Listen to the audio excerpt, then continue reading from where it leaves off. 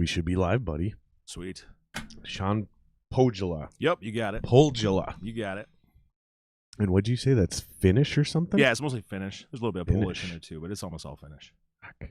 You go to Finland, there's a whole town called Pohjola. And you said everybody says it the way I originally said, which was The J. Pohjola. Yeah, I think the J is silent. And that's incorrect. That is incorrect. So don't say it like that, guys. Don't be that guy. Don't be that guy. All right, let me shut this bad boy down so we're not so glitchy. And hopefully the stream recovers here. We are not off to a good start. And it looks like we're okay now. Good. That's good. All right. We're making this look good. Yeah, dude, you look good. Mr. Pohjola. Duratio. Hey, nice to meet you, brother. Nice to meet you. Well, we met an hour ago. Well, but hey, it's official now. But thanks for coming down and doing this, dude.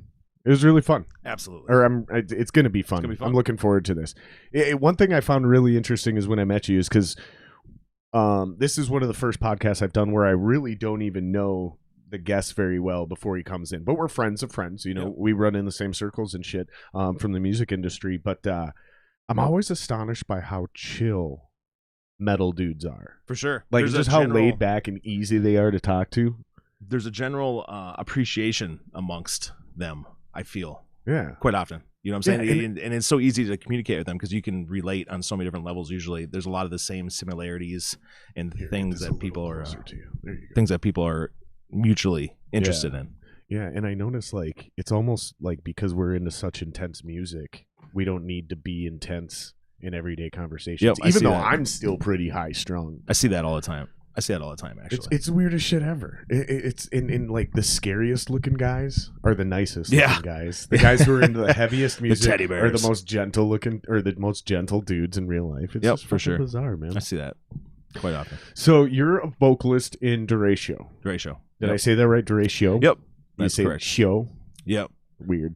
But that's why you got the umlauts above it, right? Yeah, absolutely. And we should fucking show people. Merch. If I can get it on camera here. He brought me a couple hoodies. I propped them up on the guitars back here.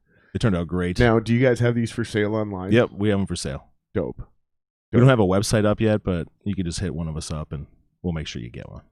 But we You got should try, plenty. We're just getting up and rocking. So Do you know the Reaping Asmodea guys? yeah, yep. Like personally? I know Daniel very well. Hit him up. They got Back in when he was in Section 8. You know, we played many shows with those freaking guys. There's a third party site you can use. Hit those guys up, and it's a great way to get your merch out there before you have your own website and your own merch store and your own credit card processing and all that kind of shit. It's a way you can get that done right away. And make that's it easy. sweet. Now Facebook also makes it easy. You can pay people through Facebook now, PayPal, fucking Venmo, sure. Square Cash.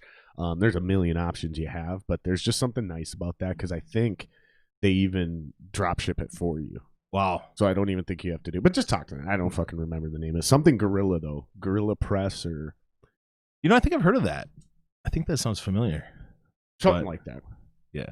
But I appreciate it, dude. I Oh, appreciate yeah, the absolutely. fucking hoodies. We just got those in a couple nights ago. Practiced last night. We just got those in. So I was like, you know what? I'm going to bring a couple of those down to Jared. I'm sure he'd appreciate that. I do appreciate it, man. I was Yep. giving the Reaping Boys shit because they both been on the podcast and neither They didn't one of bring them you have anything? brought me a t-shirt yet. They didn't bring you anything? Neither one of them. Oh, man. And I gave Alex shit about it, and he was like, I'll talk to Dan when he comes down. And then Dan came down, and he was like, Alex was supposed to tell me? Oh, I'm yeah. like, Everybody's yeah, pointing fucker. fingers. Yeah, finger point going on. I'm pointing to all the fingers. All right, so let me ask you, man. So let's start from the beginning. So you're a vocalist. Yep. And you do the heavier shit. Heavier shit.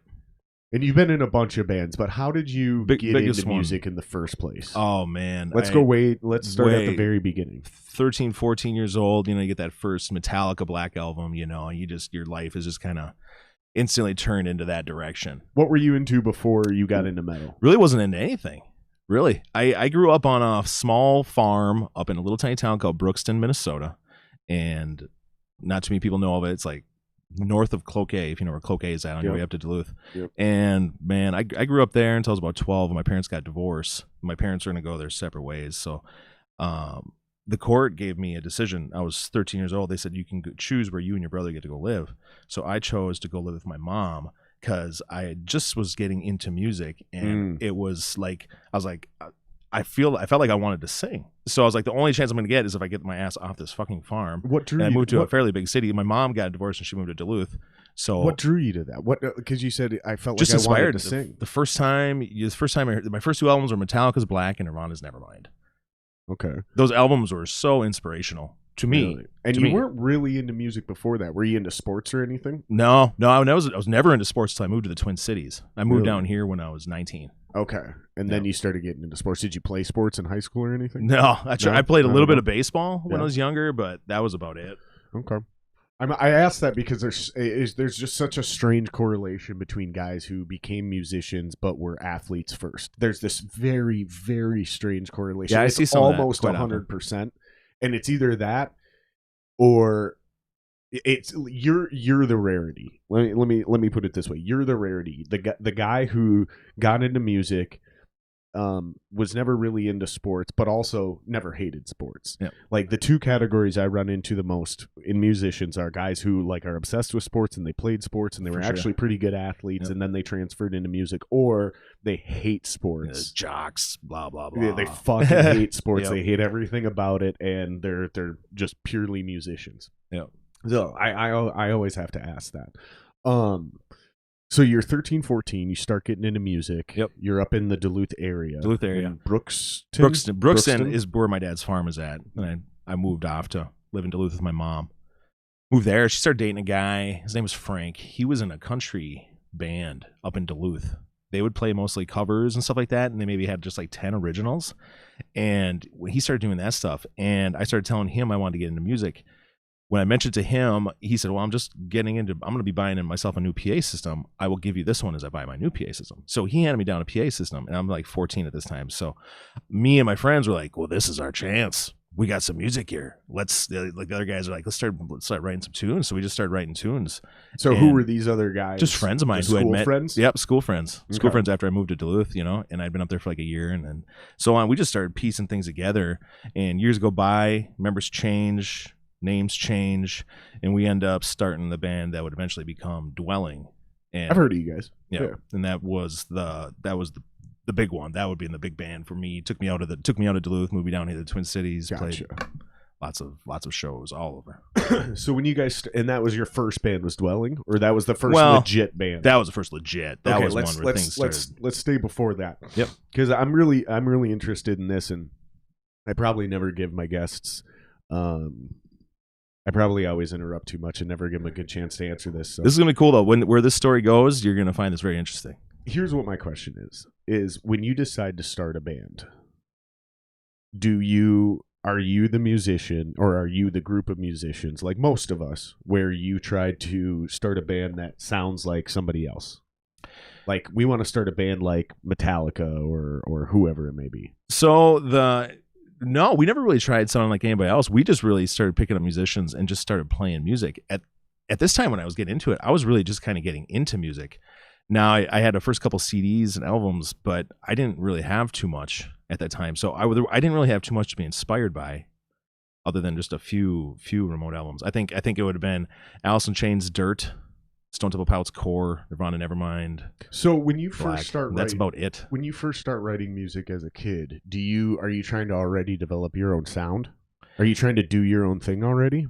I wouldn't even know if it was like your own thing. We just did what was fun to us. It was almost just something as like picking up a skateboard and skating when you don't know a skateboard. Right. And snowboarding when you don't know a snowboard, you just tumble down the hill. We just picked up instruments and started, hey man, this is awesome. And we start piecing things together and just come up with different ideas and just kind of throw creativity at the wall and see how it sticks. So what is it that pushes you as a young dude? I mean, I know you kind of already flirted with this and answered this, like it was James Hetfield or not James Hetfield, but that Metallica album and then that Nirvana album. But what is it?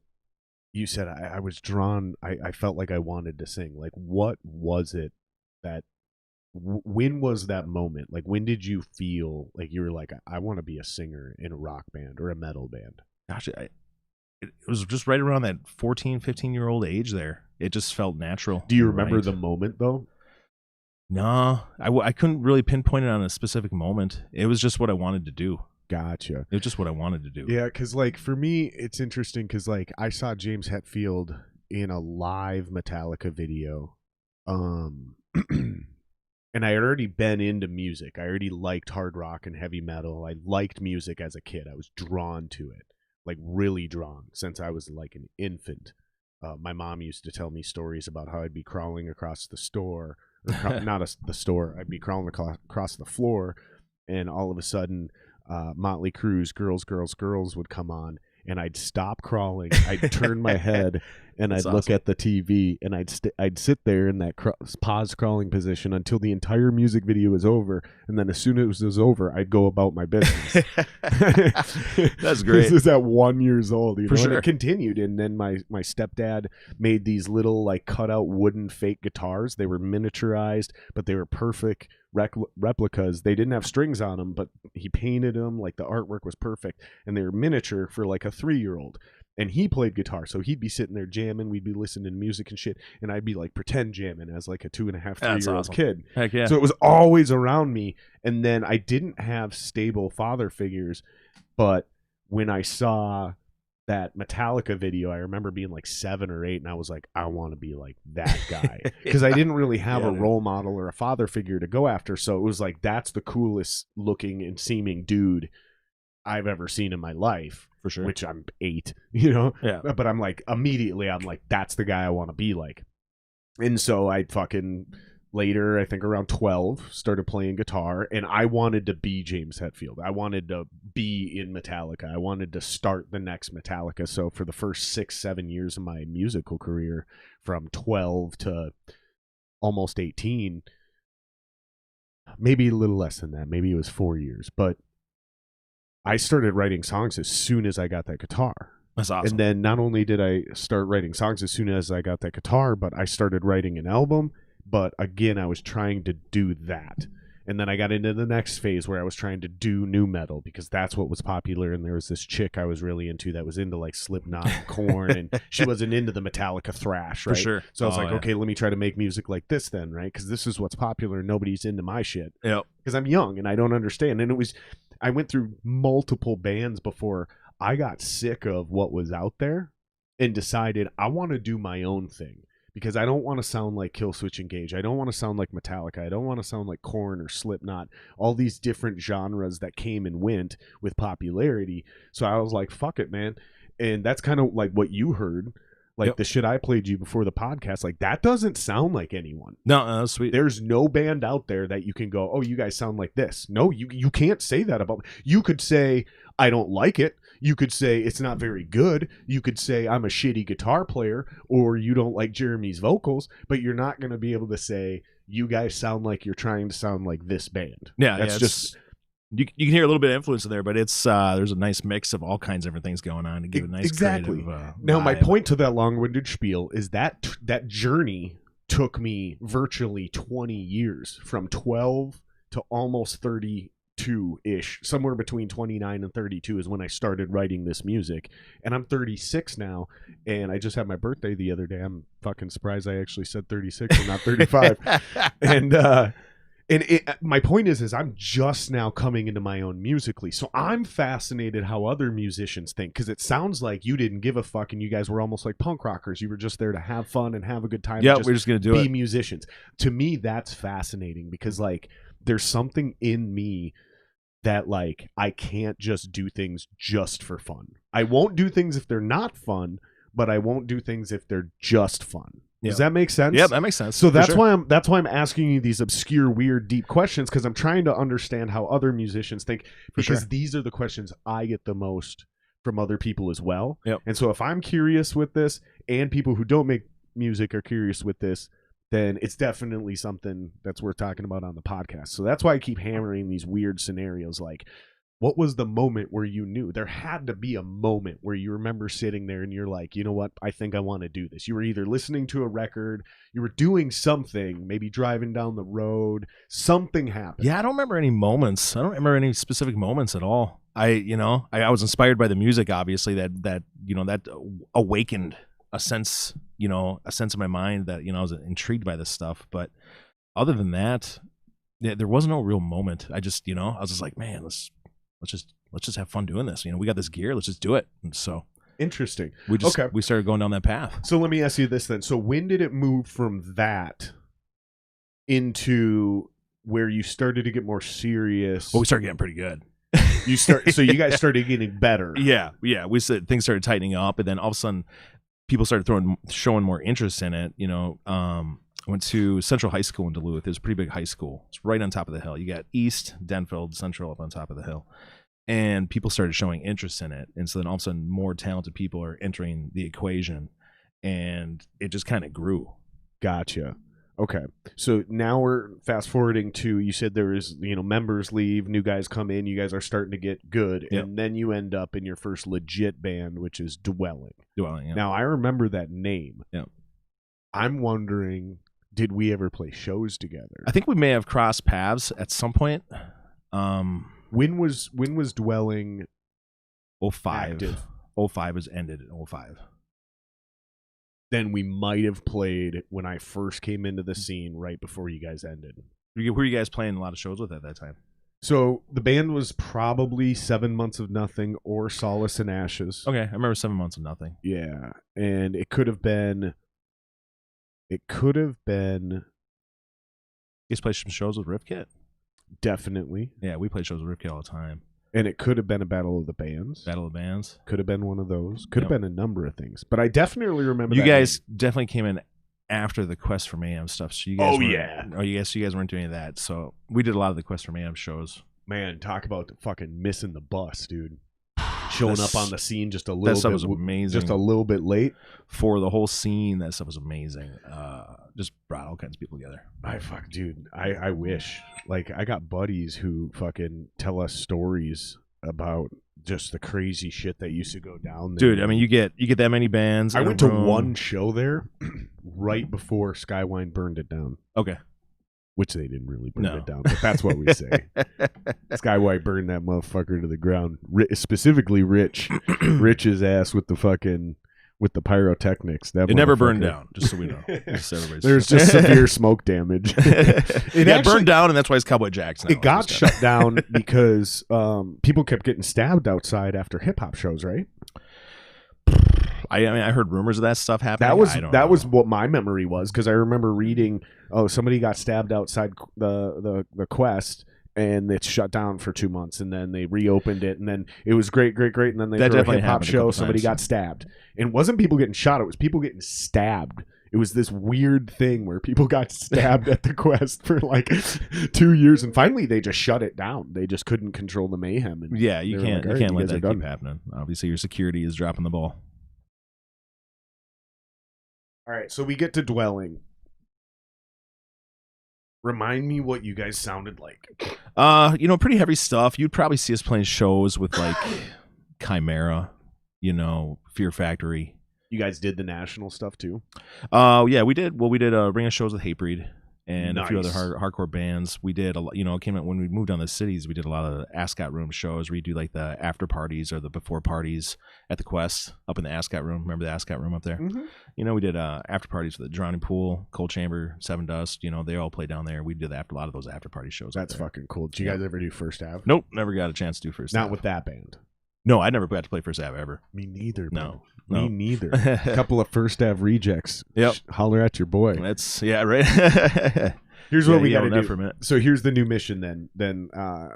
So Duratio and the Rivalry. That's the name of my project. Okay. We gotta push it really hard right out of the gate.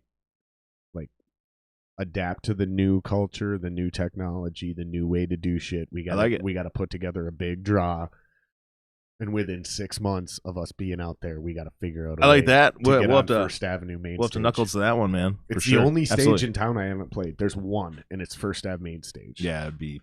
I played 7th Street, which in many ways 7th Street's almost better. And here's why. Hear me out before you guys fucking jump on my ass. Because if you can't pack a minimum of the floor in First Ave, it's a weird place to play. Like, playing First Ave to an empty room. Yeah, it's not. I've been at those shows. And it's not the same. No, I bet. I can imagine. I would rather... Part of the magic play is having that place packed. Exactly. And if you can't pack the whole thing, the whole 1,500, then you just do the floor. And what is the floor? I think 500 or 700 or something like that. Something like which that. is a I'm way not more sure. realistic number. And remember on local shows, they used to just shut down the upper part? Yep. And then it still had that vibe of like a great full show, absolutely. even though it was just a local band. I like it when they shut down the low part, but then you can still go up in the upper part and drink. Not have to fight for a drink.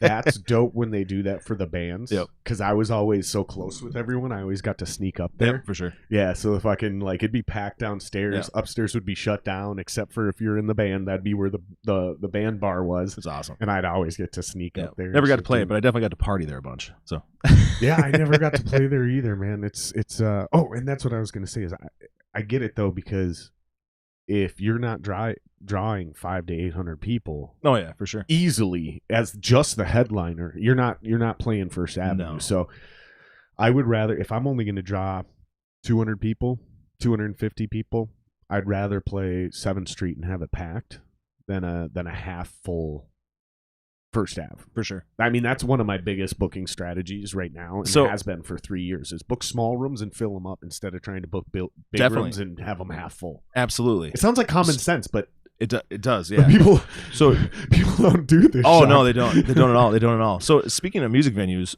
I'm gonna scale this back to when I was starting up in Duluth. Keep going. I gotta turn. Yep, for sure. So we wouldn't have younger, and when you're growing up Duluth, there is no places for younger kids to play. It's all a bar scene, 21 and up.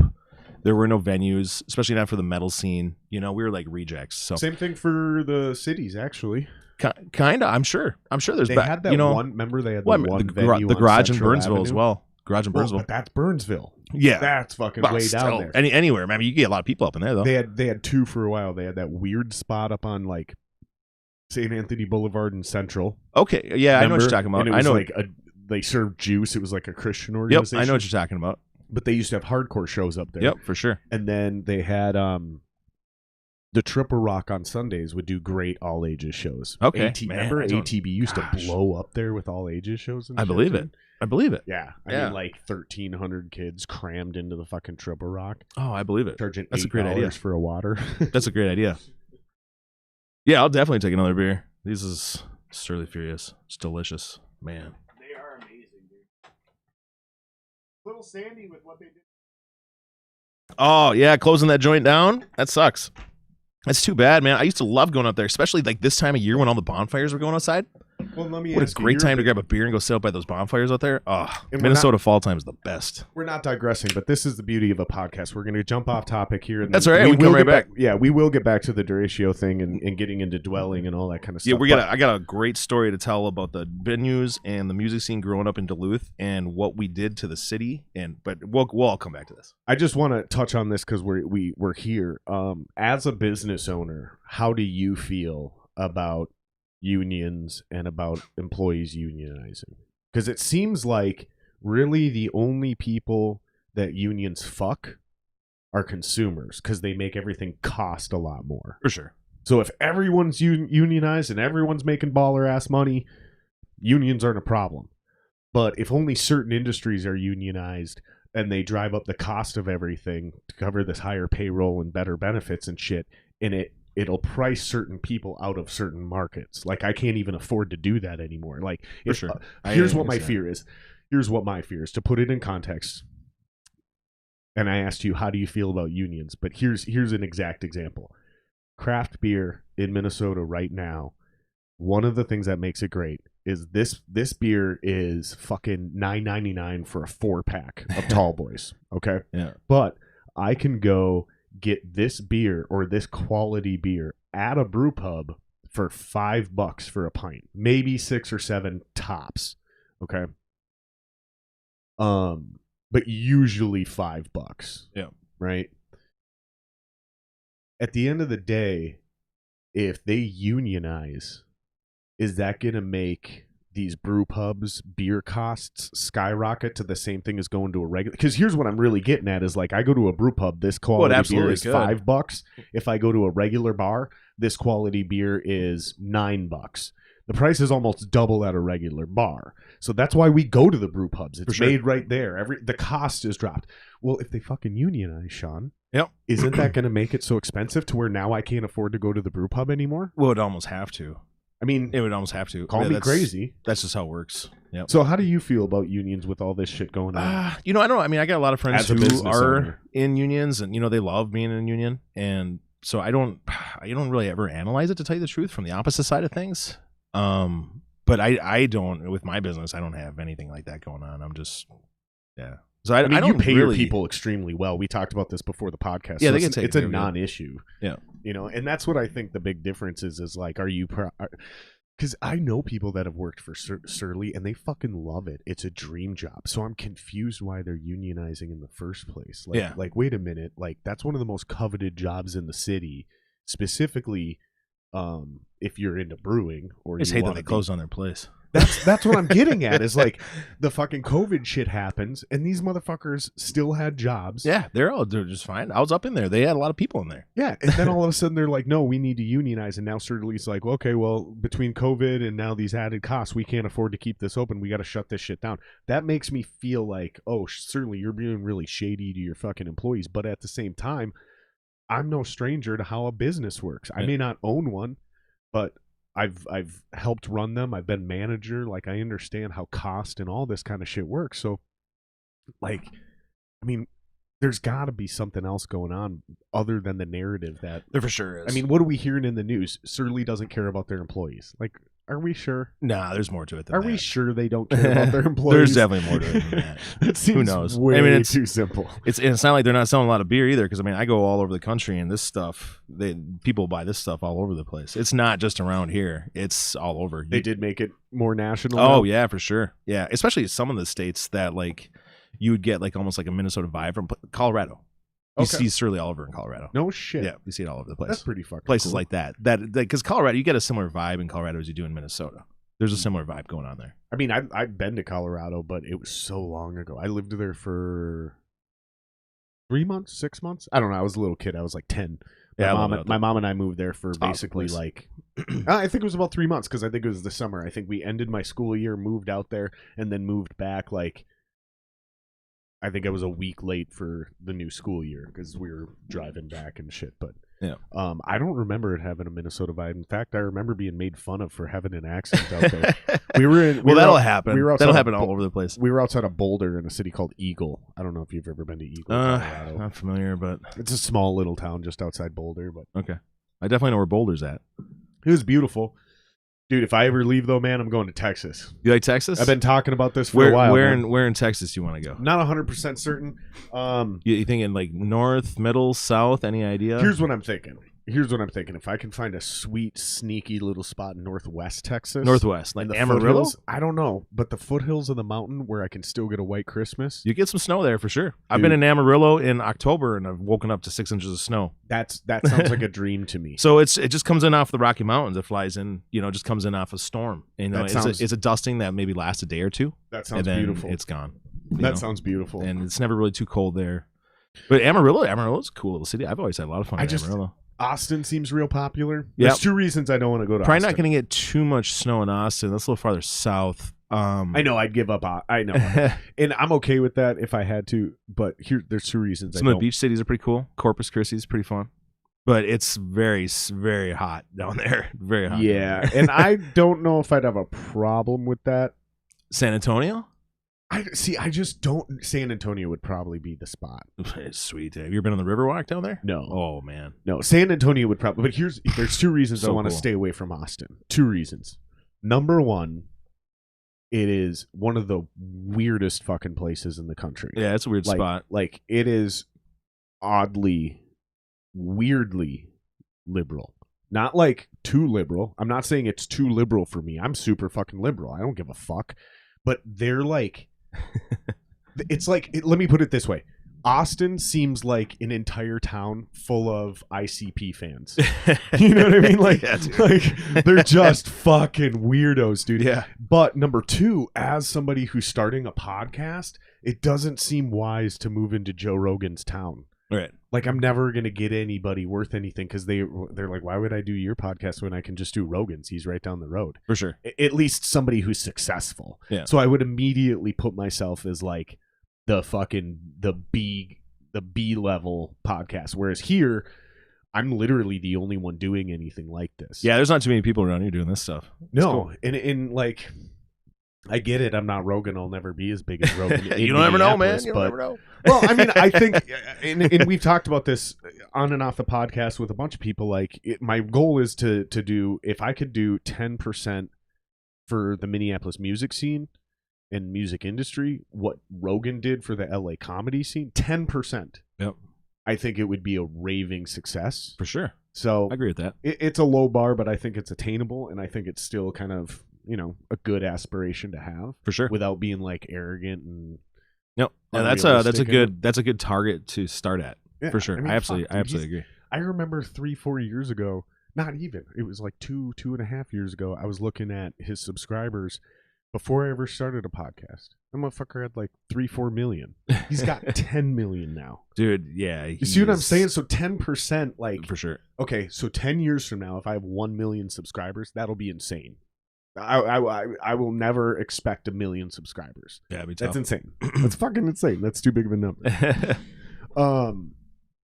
But yeah, we were talking about the venue thing up in Duluth. Yeah, so Duluth. So there wasn't a lot of all ages venues you were saying up there. There was nothing. Growing up in Duluth, there's nothing. I mean, there's a few bars in Duluth, and especially down in Canal Park. There's a bunch of cool bars. But as you move over to the Superior side of things, the Wisconsin side of things, Wisconsin people know how to drink, right? And there are bars galore on Tower Avenue in Superior.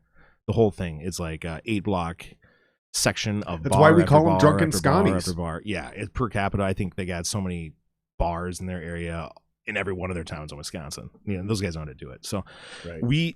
There was like all kinds of venues over there too, but they're all 21 plus. Unless in Wisconsin you can drink with your parents or your guardians. I mean, you could be married to a chick who's 21 and she could bring you into a place. If you're 18, she could bring you in there and you could drink with her in there. Right. But like other than that, you're not going to go into any of these venues. So there was a coffee shop over there where a guy was running a coffee shop called the La Petite in Superior on Tower Avenue, and that was our only. Yeah, I've been there. You been there? You remember that place back in the day? So it's gone now. It's no longer around, but it used to be the only. Yeah, I think I was like place. 16. Yep. I think I was like 16 when I went there, and I went there with my family because it was in Scotty. We were fucking drinking. We were doing like a family thing. My family was one of those families because I grew up in northern Minnesota. Okay. Where it was like you could drink as young as 14 as long as you were mildly responsible and your guardians or for sure, or yep, that's how it works. Your uncle or somebody's there to vouch for you. Yeah. Yep. I mean, like, no, he's fine because they would never let us get shit faced. Yep. But we'd get to have a beer or two. And other people from other states are like, that can't be true, but you guys can go Wikipedia it. No. It's true. In Wisconsin, if you're with anybody who vouches for you who's over 21, you're drinking. And that's how literally legally that's allowed in Wisconsin. We're saying culturally in northern Minnesota, it's also acceptable. Yeah, for but sure. Not legally. Not legally. It's just a cultural thing. It's a cultural thing, for sure. Yeah, I think I remember being 16 and like we were having some fucking get together and the whole group went to the bar and I remember being like 16. I remember that place. Yep. And yeah, La Petite, is that what it's called? La Petite. Yeah. It's nestled right in amongst all the bars and it's a place where kids can go and hang out. And we would do shows there. And when Dwelling was just getting going, that was our only place to play. And right after we started getting going, the guy who owned it passed away. Oh, no shit. And so then it closed down. I'm a couple years older than you. So when it closed down, we were left without an all ages venue to play at. So we had nowhere to go. So my creative mind, I started contacting like record stores, and I no longer wanted to play in Superior because Superior is only like 30,000-40,000. I want to go play in Duluth, which is like 150,000, where all the kids are really hanging downtown. And everybody has trouble getting over to Superior to go play shows or to go see shows. So I started going to talk to all the record stores in downtown Duluth and saying, hey man, if there's a spot in the back of your venue and I helped you clean it out, we made it a spot for bands to play of all ages. We started showing some shows here. And I came across a place called Roundabout Records in downtown Duluth where the owners were all about it. And they jumped on board with it. Amazing, dude. And so what ended up happening is we ended up creating our very own scene by this one venue. And it ended up blowing up and becoming so huge. Literally, the nights that we would do shows there, after a couple of years of Dwelling shows, the cops would come down and shut down the whole block radius because they know there'd be so many kids trying to get into the venue that it would be just overflowing onto the streets and they couldn't control it. So cops literally come down there for free and monitor what was going on and shut down traffic on that block. That's fucking cool. It's nuts. You'd be in a place that only had like a 200 fire code and there'd be 400 to 450 kids trying to pour their way into the venue. Yeah. And many friends from down here would come up there and see our shows. We'd bring bands from down here up there to come see these shows. So how old are you when all this is going on? When we started doing this venue there, I was 16, going on 17. So about when we started hitting our peak in Duluth, I was about 17. And so when we did that for a couple years, and then there came a point where like we really had touched like every part of that city. Like there was nobody who didn't know us. We were the American head charge of Duluth. So if that makes sense to you? I know exactly what you're talking about. For the listeners that don't, American head charge is hands down the metal version of Prince when it comes to Minneapolis music. Like there's the 3 biggest names that have come out of here, and maybe you could even say 4 or 5 would be Prince. Well, not in any particular order, but I'm just going to name them: Prince, Bob Dylan. I'm going to go Trampled by Turtles because they're out of the same city. American Head Charge and Collective Soul. Yeah, that's about it. No, not Collective Soul. Collective Soul ain't from around here. Soul Asylum. I always do that. I've done that my entire life. Yep. Soul Asylum. Sorry, Dave Pirner. Soul Asylum's a big one. It's basically, but none of those bands are heavy except for Head Charge. Yeah. So that's why Shawn makes that reference, just in case the listeners are confused and they don't know who Head Charge is. Head Charge was a big band. They recorded with Rick Rubin, who recorded Slipknot, and I think System of a Down, and was it the Cars and Metallica? Yeah, a whole bunch of Dr. Dre and Rubin recorded all kinds of people. Yeah, I mean some of Johnny Cash. Basically Rick Rubin recorded virtually everyone's most popular album. Sounds wrong. That sounds wrong. If he found you creative, and it didn't even have to be one certain kind of genre, if he found you creative or like just anything unique about you, he wanted to touch you and record your album. He wanted a piece of that. If he did that, it was usually your biggest, most successful album. That's what I was saying. Yep. So he didn't record everyone's biggest album, but the albums he did record typically were that artist's biggest album. For sure. Jesus Christ, that was a fucking mouthful to try to get out. but it's important to understand. So like Head Charge got to record with him. Like they were awesome. Big deal. They used to headline fucking First Avenue for 3 nights in a row, like sold out crowds. Like it was ridiculous. They were a huge band. And so let me ask you, so if you were the ones that started that whole thing in Duluth, are you responsible then indirectly for the success that Tepetracy had up there? They played a lot of shows up there with us. They were just coming in when we were coming out. So we were at the time we were packing so many people in those venues, and we were just kind of started seeing like all the same faces, and we were bringing a lot of the bands from the cities up there to play shows with us. Yep. And they started saying, "Hey, man, you guys got to start coming down to the Minneapolis area more often. We'll get help." Steve Wolf helped us out big time. Steve Wolf is a big help for us. We brought Hatred up there, played some shows. Brought them to a bunch of other venues around there, took them up into Canada even. And so for the listeners that are confused, what you're talking about right now is show trading. Yep, show trading. So what we would do is like help everybody. I would book a show in Minneapolis because my band was huge in Minneapolis. I'd get 500 people just to come see my band. And then what I'd do is I'd call Shawn's band hypothetically, and I'd go, "Hey man, how about we do a show trade or a show swap? I'll book you on right before we go on. We're going to have 500 people there to see us. We're headlining. You're going to play third. We'll have 2 opening bands. And then we know you guys draw 500 in Duluth. So when you book another show, like whether it's the next night or it's a month later, doesn't matter.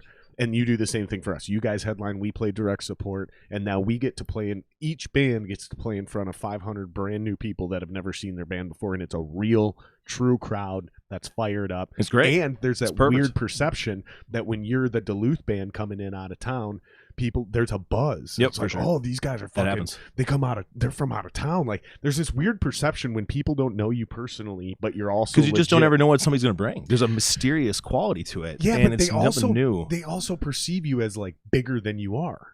For sure. Well, you remember that? Yeah, for sure. That would happen a lot. Yeah, that happens all the time. You know what I'm talking about. I know exactly what you're talking about. You go on the road and fucking there's 300 people there, but they act like you're the next Metallica, whereas like you play in front of 800 people in your own town and no one gives a fuck when you get off stage because they all know you personally. You played here for 2 years. Like we all know you by your first name. We all hang out on your tour bus.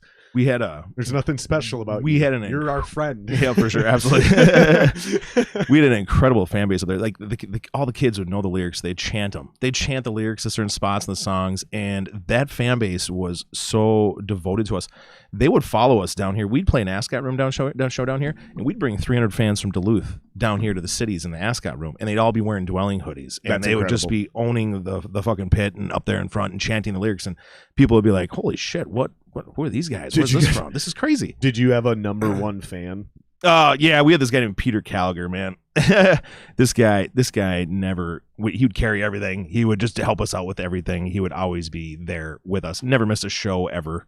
Always there. We had this one dude named Doug Grant from the Tyrants. Check my cell phone here. He was a fan of the Tyrants, and this motherfucker was the most crazed fan I've ever had of a band. He was at every single show. He was always in the front. He was always fucking I love people like that, throwing down. And it was so funny because at certain shows he would get too drunk. So listen, I just got to book one of my guys. No, you're good. You're good, man. Dude, good. Those kind of people are awesome, though. And he would start mosh pits, and there were so many times people would try to throw him out, and I would have to stop the show. Oh, and, man. Like, not stop the show, but in between songs, I'd see some shit going down, and I'd have to get up from my drum set and walk to the front of stage and grab the security guard, and I'd go, he doesn't get kicked out. Like, you're not kicking him out. Yep, that is awesome.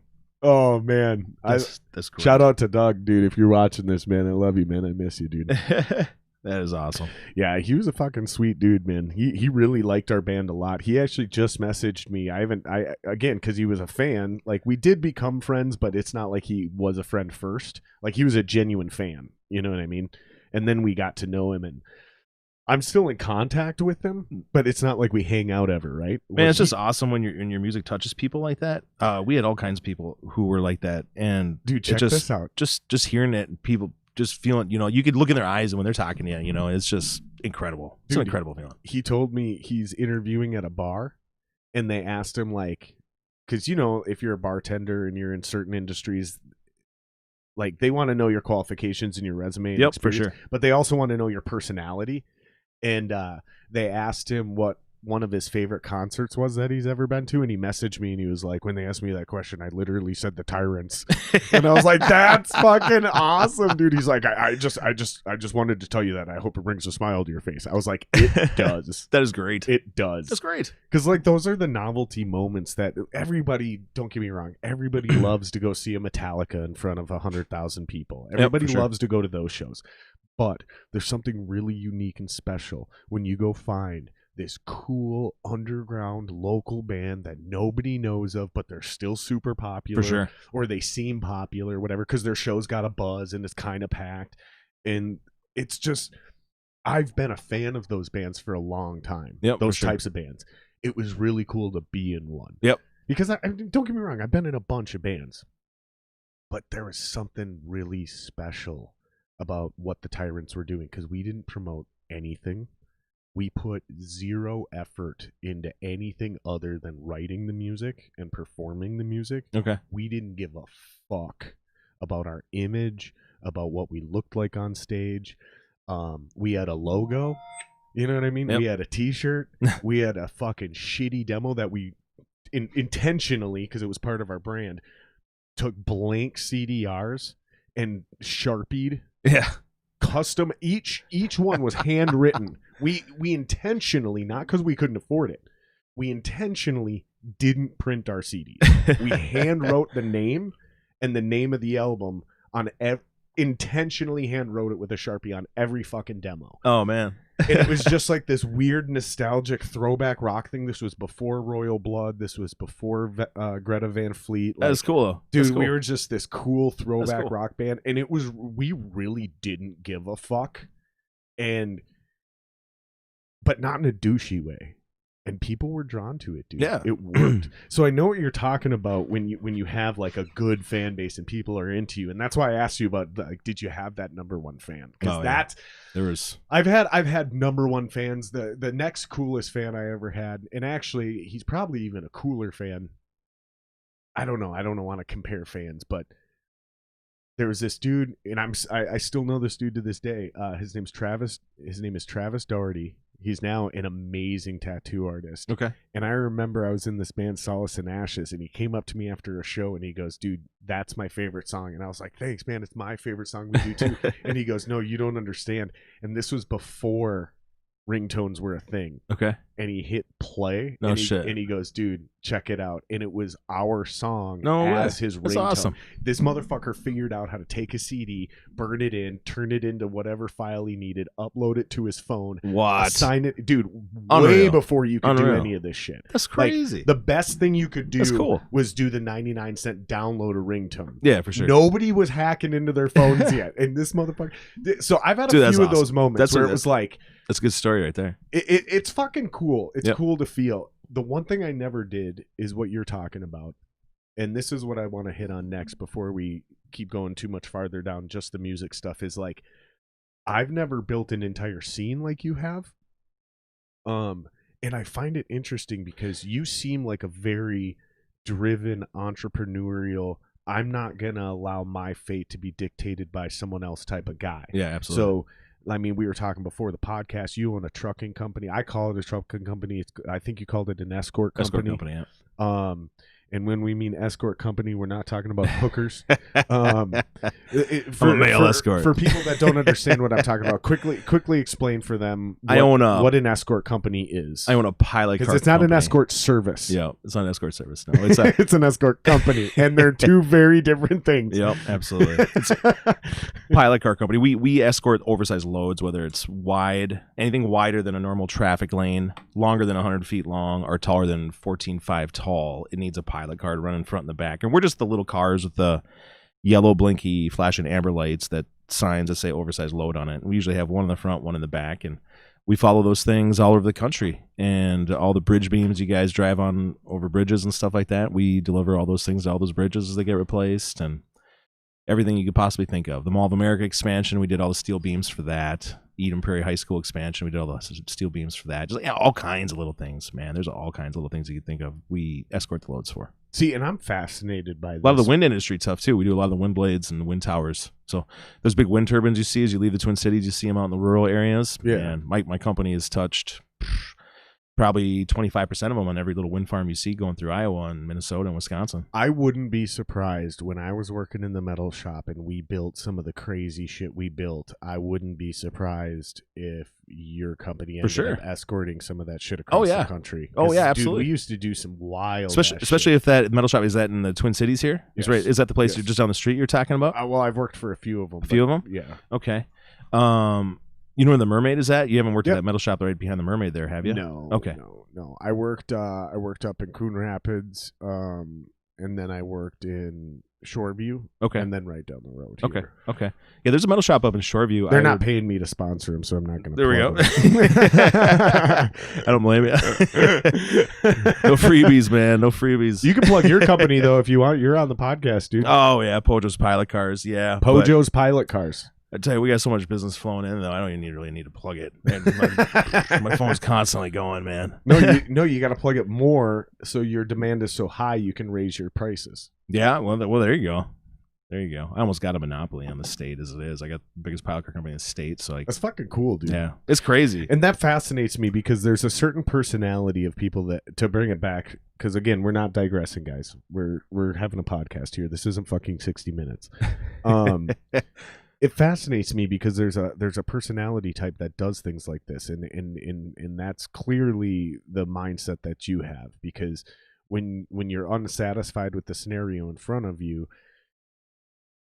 you don't sit there and complain. You kind of make your own way. And I think that's huge, especially in the music industry. I mean, all of life really, but the music industry is huge because so many kids and so many people out there are just waiting to be discovered and waiting for somebody to give them an opportunity. And it's like most of us that actually make it in this industry create our own opportunities. You got to create your own opportunities. You really kind of do. And shit takes a lot of time. You can't think things are going to come to you ever quick. Correct. Nothing ever comes quick. You got to work hard and put a lot of time into everything you do. Correct. Everything you do. Even the biggest bands that we can think of from our area here who have made it out of here it didn't come overnight to them. So it was a lot of long hours, a lot of drive. Yeah, and these guys, man, they fucking like even the ones that seem like they party, even the ones that seem like it's all fucking fun and games, like trust me, there's more work going on in the background than partying and Oh, yeah. fun and games. Absolutely. Like I've always said this, there's more business in the music business than there is music in the music business. Yep. And whatever image, whatever vibe you're trying to portray, that comes second to how hard you have to work and how patient you have to be, Oh, because yeah, it's absolutely. a slow burn. There is no immediate gratification. Yeah, it's one of the, it's a weird thing where it's like some people just, and I see this in multiple walks of life, Shawn. I see this in where, like, whether it's a football player or a coach or a musician or a comedian, like they look at people that are doing shit at a high level and it looks easy, so they think it's easy, so they put in minimal effort. But as what they don't understand is the reason it looks easy is because those motherfuckers are pros. Yep. And they worked their ass off, and that's why it looks easy. For sure. That shit is not. There's no doubt about that, man. It's a high intellectual battle between all of these things, especially for the way I look at things. Like, again, to bring it back to where we kind of started, is the athlete versus musician thing. Like, as a singer, as a vocalist, or as a drummer, you gotta be in tip top physical shape to make it through a tour, like an athlete, absolutely, right? Yeah, you're not just you're playing shows every other night, or at least sometimes every night, right? And as a vocalist, you're exerting extreme physical draw constantly on your cardiovascular system with your breathing and the pushing of the diaphragm. As a drummer, it's pretty obvious that it's cardio. Oh yeah. Yeah, dude. Guitar playing's a little bit easier, but that shit still gets heavy. You know, it still gets heavy. You think, 12 pounds of a guitar ain't much, or 8 pounds of a guitar ain't much, but sitting on this little spot on your shoulder night after night after night, you get some wicked cramps. For sure. Shit gets tough. You're lifting heavy equipment. Absolutely, man. Unless you got fucking high paid roadies, I've been on the music scene for 10 years, and we just started getting back in this, and I've been hitting the gym hardcore because I know I gotta get right back. I gotta get back in there, build up everything all over again. You know, you get out of it and you get real lazy. It don't take long. Don't take long, man. So fuck, I've been going there 5 days a week. I noticed that but whenever I do anything though, I don't fucking ever do anything half ass. I just go 110%. For me, it's not even hitting the gym. Don't worry, guys. That's not a COVID cough. For me, it's the cardio. Like, I could go to the gym and lift weights every day, but that don't mean I'm in shape. You don't like the cardio, huh? So I have to do the cardio. None of it bothers me, but I make sure I hit that elliptical machine every day. I go on it for 2.5 miles. I make sure I do 2.5 miles. I can usually hammer it out in about 30 minutes now. 2.5 miles in 30 minutes usually burns off about 550 calories. I go at it pretty hardcore. That's why I love playing drums, because I don't need to jog. So I was just talking about this earlier. I have a Sleep Number bed. Yeah. And it detects fucking everything that you can think of about like your algorithms, everything. And so I was just looking, I just got an alert on my phone today, and the Sleep Number said your heart value rate has actually increased, which is actually very, very good. It's very good. It's gone up 20 points in the last 2 months. And those are the 2 months I've been working out 5 days a week. Nice. And it actually, like, the bed detected it. Nice. So it can like detect it's insane. Your heart rate. Yeah. Oh yeah, shit. for sure. Yeah, yeah. And it says your heart's beating at this level per night now, and this is what this means is you're probably been working out, blah blah blah, and this is the area where you want to be in to have like a healthy this and that, and it gives you like all this breakdown, and it says this is what your average was for the last 3 years. This is what your average has been for the last 2 months. So you've been doing something different. Like the bed detected it. That is the craziest shit I've ever heard in my life. Unbelievable. Dude. Those fucking beds are crazy. You get really hot in the middle of the night, whatever. It'll start cooling your ass down. Really? It'll start cooling your down. You got a Sleep Number, you said? Sleep Number. Yeah. With you get the i8. Yeah, it's got the cooling technology in there. $3,000. They're very expensive. Yeah, they're not cheap. Especially then if you get the ones with the head lifts up and the feet lift up. Yeah, then you're like $5,000-$6,000. Yeah, fuck, dude. Yeah, no, but man, they're looking at a new mattress. We're thinking about getting one of those like purple releases or whatever they're called. Those are cool too. Actually, I got one of those purple pads. It's sitting in my car. That thing's comfy all the time, man. I had to get a little cushion. But those purple things are great. But man, you get a Sleep Number if you don't care about the head going up and the feet going up, you can get into it for like $2,000. That's not too bad. Oh, that's not too bad, especially for everything it offers. They offer a ton of stuff. We're just hemorrhaging money, man. Like we fucking spent money buying. Well, yeah, things are tough right now. We're remodeling everything. So every time every time we go do something, it's somewhere between $500 and $1,500. That's why you gotta go check out that BMO place I was telling you about in Egan. That sounds like something I might want to check out. Just go in there and walk around, dude. You will find so many steals. You're like, oh my gosh, I gotta put this in my kitchen and I'll save so much money in this and that. You'll see, it's insane. I'll definitely have to check that out for sure. I mean, you could remodel a whole room for like $500 going through that place. Really, it's insane. And they have everything you could possibly ever think of. Well, and we were talking about this before the podcast, just in case the listeners are confused. Like, we both have this incredible sense of like old school blue collar pride to like do these things ourselves. So like, I could pay somebody to do it, but I just refuse because I feel good about myself when I do these things on my own. It's like a self-sustaining thing. It's like, that's why I'm getting back into brewing beer. So I can't wait till they fucking legalize weed so I can fucking grow weed and not have to worry about losing my job or losing my house or fucking whatever. Like, making your own brew is awesome, man. My neighbor. I just don't want to have to depend on anybody to, like, we were talking about this earlier. It's a mindset thing, right? For sure. Like, you don't want somebody able to dictate whether you're going to be able to fucking feed your family tomorrow or next week or whatever. Going back to the music thing, same thing. You built this scene up in Duluth. Because you were like, well, there's no all ages venues, so fuck you, I'll make one. That wasn't going to happen unless you get out there and you talk to people and you make it happen, and you give them an idea and something to think about, and then all of a sudden, those people are like, okay, well, I can make a little bit of money off this in return, and so everybody wins. And what you do, it creates something, and we built a whole scene out of nothing, and then all of a sudden, what happened after we started building that scene and kids started coming? We started inspiring other people to want to play music, and all of a sudden new bands started being created. So there's like all these other new bands started popping up out of the city, and a few years the Tepetracy guys came up out of there, and they're playing it, then they started playing in the venue that I told you about. That place, eventually, after we moved to the Twin Cities, the draw up there started dying out again, unfortunately, and that place ended up closing, actually, because they weren't even selling any records anymore. They're almost being solely responsible just on the kids coming in there for a music venue then at the time. It was called Roundabout Records. And they just said, screw, we're not even going to sell CDs and stuff like that anymore. We're making more money off just doing shows. Well, I suppose, and even at all ages shows. Even at 2004, 2005. This is even earlier than that. This is 97, 98, 99. Even then, you're at the birth of Napster. Oh, yeah. You're like... and that stuff just started happening. Yep. Yeah, that stuff just started happening. Exactly, that's what I'm getting at. Is like... The world started to turn because fuck, man, is Root Cellar Records even still there? No, I don't think so. I think they're closed. They stayed around way longer than anyone else. I used to go down there. I would drop a bunch of my.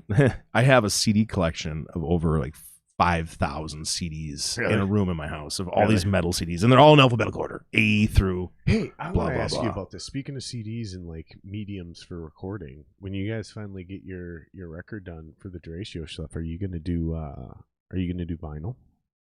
Oh, that's a good question. I don't even haven't like thought that far down the road. CDs are almost like obsolete. Yeah, it's like, I still love pressing a CD, man. If you're a band, you don't put out a CD. Like, I love to have a physical copy. I like to see you put some work into the artwork, and vinyls are great too, man. Why don't you do something like that? Because that's absolutely that's Glenn Wadey from the Grand Machine, and in that has a copy for a digital download as well.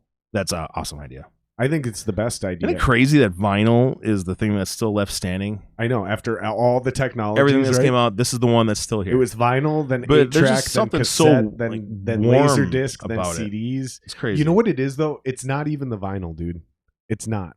It's not the vinyl. It's the fucking preamps that you use to push the speakers, right? Because you like, now we listen to digital CDs on a digital fucking boombox, right? Or a computer, right? So we have these passive speakers we have these active speakers that fucking don't do shit. I'm buzzed up now. But my point is like stuff. those old school, even modern day, like, it's a different preamp to push that. Yeah, no, I know exactly. And it sounds warmer. I like having physical stuff in my hand. Like when I spend money on something, I like to have something to show for the money I just spent. And there's something cooler about holding a vinyl record. Well, absolutely. I mean, than a tiny little CD in a piece of shit plastic case. I absolutely agree. I mean, we're from the same generation, so like we when we were children, like children, this was still For the sure. main way to listen to music. And then the convenient thing was cassettes. Cassettes came out and then CDs. Yep. CDs came out. You said you're a couple years older than me. Yep, so, a couple years older than you. Yep. So I was like, when CDs, they were already out for a while, but when they became like a standard, I was probably 8, 10. I'd say it was probably the early 90s. Yeah. I was somewhere between like, yeah. 'Cause I remember still having a couple of cassettes when I was younger, for sure. Yeah, and that's the thing is I rocked cassettes until I was 13, 14. Yep. Before CDs were truly standardized. Yep. And yeah, so that would have put me somewhere between 94 and 98. Yeah, cassettes were like the worst. Your player sometimes would eat it. Yeah, and You had to stick your stick finger the in there. pencil. Oh yeah, or the pencil and fucking. Oh, hold up, guys. We'll get to that tracker in a minute. Oh man. All right, Yeah. so we're coming out of let's get back to the thing. Yep. So we're coming out of dwelling in Duluth, and as you started coming down here, Started playing more shows down here. Started doing the Quest for Mayhems. We would get an ASCAT room here or there where we could play after a band played or before a band played, and started building a fan base down here. Then all of a sudden, we started seeing like more and more people coming to our shows down here. And so you guys buying our didn't do a merch. ton of touring then? No, not a ton of touring. We went around. No, I wouldn't say a ton of touring. I mean, we would go around and play shows. We go off in like a week or so, week and a half, and go out like to states as far as go down to Kansas City or over to not Chicago, but places in Illinois, a little bit in Ohio. Not the big cities though, just small places. But yeah, we never made it super far out. The best tours that we ever got were some bunch of shows with Hatebreed and stuff like that. We got a few dates with those guys, which was absolutely incredible. What was that like? Prior to their second album coming out, so it was just after their first album came out. So they weren't even like what they were about to be. Were you guys already big fans of them? What was it? Perseverance. The I Will Be Hard. That album. Remember that album? Vaguely. So that one blew them up. That I'm one so like fucking weird, dude. When it comes to this music shit, like there's so many genres and bands that I'm There's a lot of supposed them, to yeah. love that I'm like. a lot just- of them. So Fear Factor's another one. But where I was like, I wasn't Yeah. into Fear Factor. Yeah, we Still- played. still Yeah, aren't. well, I think Fear Hatebreed's Factor's great. another one. We played a show at Fear Factory.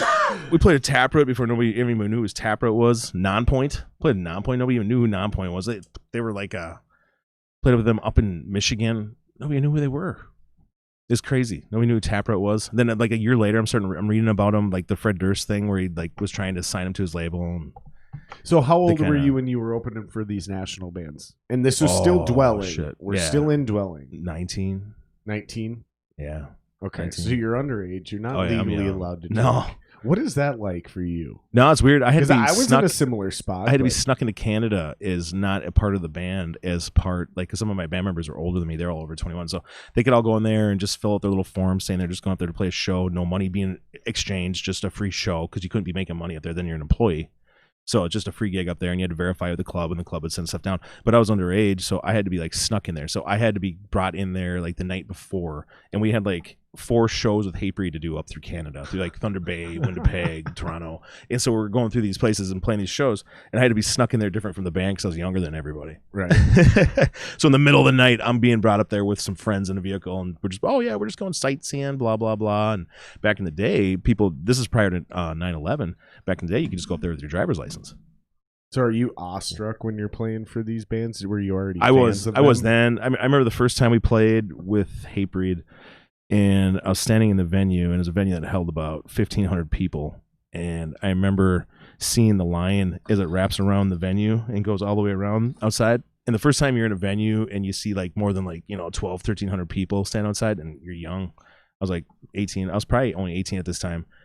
Looking at that was pretty incredible to see. I'm standing inside the venue, Hatebreed's hanging out there. I'm having a beers with these guys, and I'm just chilling, and I'm just like, wow, this is crazy. I'm pretty sure I sold weed to the Hatebreed guys. Yeah, Yeah, they came through. I think it was Hatebreed. They came through Roberts. Wisconsin. No, Roberts and fucking Oh, Mounds View. yeah, for sure. Okay. Yeah, and I think they came through. Maybe it wasn't Hatebreed. Maybe it was a different band, but the same singer. Was there another band with that singer? Well, Jamie Joss has been in a few different things, but none of them have been called Hate. The only one that the Hate in the title is Hatebreed. But What were the other band names? He's in, man, I'm trying to think of the other one now. It's got the Crowbar guys in it too. Fuck, I can't even remember anymore. They only had like 2 albums. I can't remember. I swear to God, it was the guy from Hatebreed. Either way. It very well might have been. Either way, it was one of them fucking weird ass bands, and it was so funny because I wasn't really a big fan of them. I was just there working the show, and then I was selling weed on the side. You only need a couple of Hatebreed albums, and you've pretty much heard them all. They just kind of do the same thing over and over again. Right. There's so many bands like that. There's a lot of bands like that. There's so many bands. So, at the time, though, there weren't. That was like starting to be like they were like, and then they became like the biggest because they were like really catchy. They would repeat their lines over and over again, so it'd stick in your head and you'd chant it. Which is a formula I utilize from that same kind of music still to this day. I love doing that. I love it when somebody can remember the line and like over and over again, and they remember it, and it's just I think it makes that music heavy and catchy. It makes it catchy. I think that's the most important part. I don't care what style of music you're making. I don't care how you can overcomplicate things very easily. Make it catchy, motherfucker. Yep, exactly. Like that's why I love Protest the Hero. Protest the Hero is one of the most convoluted music's all technical over the place, but it's still catchy as fuck. Super catchy. Like you'll find yourself still singing that music. It's insanity, but you'll still be singing. I love those guys. It's catchy as fuck. One of my favorite those bands. guys are that Coheed, man. Coheed and Misery Signals. It's those 3 bands. I like Misery Signals a lot too. And don't get me wrong, I still love Metallica. Metallica's still my favorite band, but they're not. I never got so much into Coheed. I got a couple other albums, but I could never get into it. I could never get the voice. The voice throws me off all the time. Yep, and that's fair. It's like Surge from System. Yep. Once you just get used to it, it's like not an issue, and you just got to force yourself to listen to like a couple albums. System took me for a while too. All night. You just gotta let that dude's voice just get into the back of your head. When I first heard System, everybody was all gung ho about him. I was just like, this is weird. Well, especially that first album, they sounded like shit. Well, yeah, it didn't sound the best. Live, and what sounded terrible. Yeah, live they sounded terrible. Is like they were trying. I could get what they were trying to pull off, but they just weren't quite there yet. Right. You know what I'm saying? And then the Toxicity album came out, and then I was just like, okay, all right, these guys, they slowed it down a little bit, you know, made it not as crazy, but still crazy enough, and it just, yeah, they were pretty badass. So what? So okay, so you're 19, you're opening for these big ass bands. You're seeing 1,300 people lined up in front of the venue. Yeah, it was crazy. What is that like, dude? What's going through your head the first time you fucking open for the national act and it's big? And then are you opening, or are you playing direct support? We were opening. Opening. Yep. Okay. Yep. Opening. But there were still huge crowds there. There was at least, yeah. But all those venues, our fans would travel. Our fans were so devoted. Man, it was crazy. You had fans. We had fans that would come there and fill the place, and then venues really appreciate that. Is that why you were being asked to play the shows? Is because you could draw? For sure, we could draw, and it was like national. Like it was all over the place. Like we went down to Ohio and played with Chimera, and Chimera was just getting signed to Roadrunner. But they heard that we drew good up in Michigan, so they hit us up, asked us if we want to come down to Ohio and play. And we made our way down to Ohio and played with Chimera down there. Gotcha. And our fans, we drew in 300 plus people down there. So that's impressive, man. Yeah, I mean, especially back then up there, those are numbers that should not be scoffed at. You know? And then the guy, oh man, who was it? Who was booking at the Quest at the time? He gave us one of those Ascot Room shows for playing after Drowning Pool, and we had about 400 kids from Duluth came on down, and he just started. There was so many people in there like buying stuff and just filling the place, and people, buying drinks and all that stuff, that he's just like, man, he's like, I'm gonna get you guys more of these. And then so we started getting them thrown at us more often. They're like, all right, well, we got to move down to the cities. I mean, we've capsized what we can do up in Duluth. We got to grow this thing down there. So we came down here and did it for a while. So what happened when you guys got down here? We just played more shows, built more of a fan base. You're still doing the national thing, but like, where did it top out? When did that band eventually We ended up about 2004, 2005. Okay, here's one thing I asked, and I haven't brought this into the new podcast. We had an album that was nationally released through a distributor. It wasn't a record deal. It was a distribution label. Released it nationally through like Best Buy, Amazon. You could get it fucking everywhere. That's sweet. And we pushed over 50,000 copies of that damn thing. Really? Yeah, we pushed 50,000 copies. Dwelling. Dwelling. Yeah. Wow. Yeah. That's really. It's still online. Yeah. Go and buy that thing.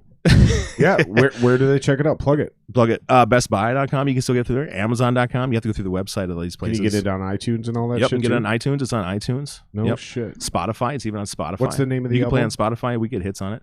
The Greater Presence of the Unknown. That's So we consider Duluth the unknown, and we consider ourselves the greater presence of it. So that's the theme behind that. That's album, cool. The greater presence of That's the fucking unknown. Cool. Yep. So here's one question I asked every band member on the first version of the podcast, which was 2 years ago and never aired. And I haven't asked anybody on this podcast. It's a weird question. You ready for this one, Yeah, let's Shawn? do this weird question. I'm ready for it. You sure? Oh, yeah. Okay. Out of the Dwelling members, how many of their dicks did you see? Oh, man. Just one. Just one? Just one. Okay, that makes sense why you guys didn't last. Because I have a direct theory. Okay. The more members of your band whose dicks you've seen is a direct correlation to how long you'll remain a band.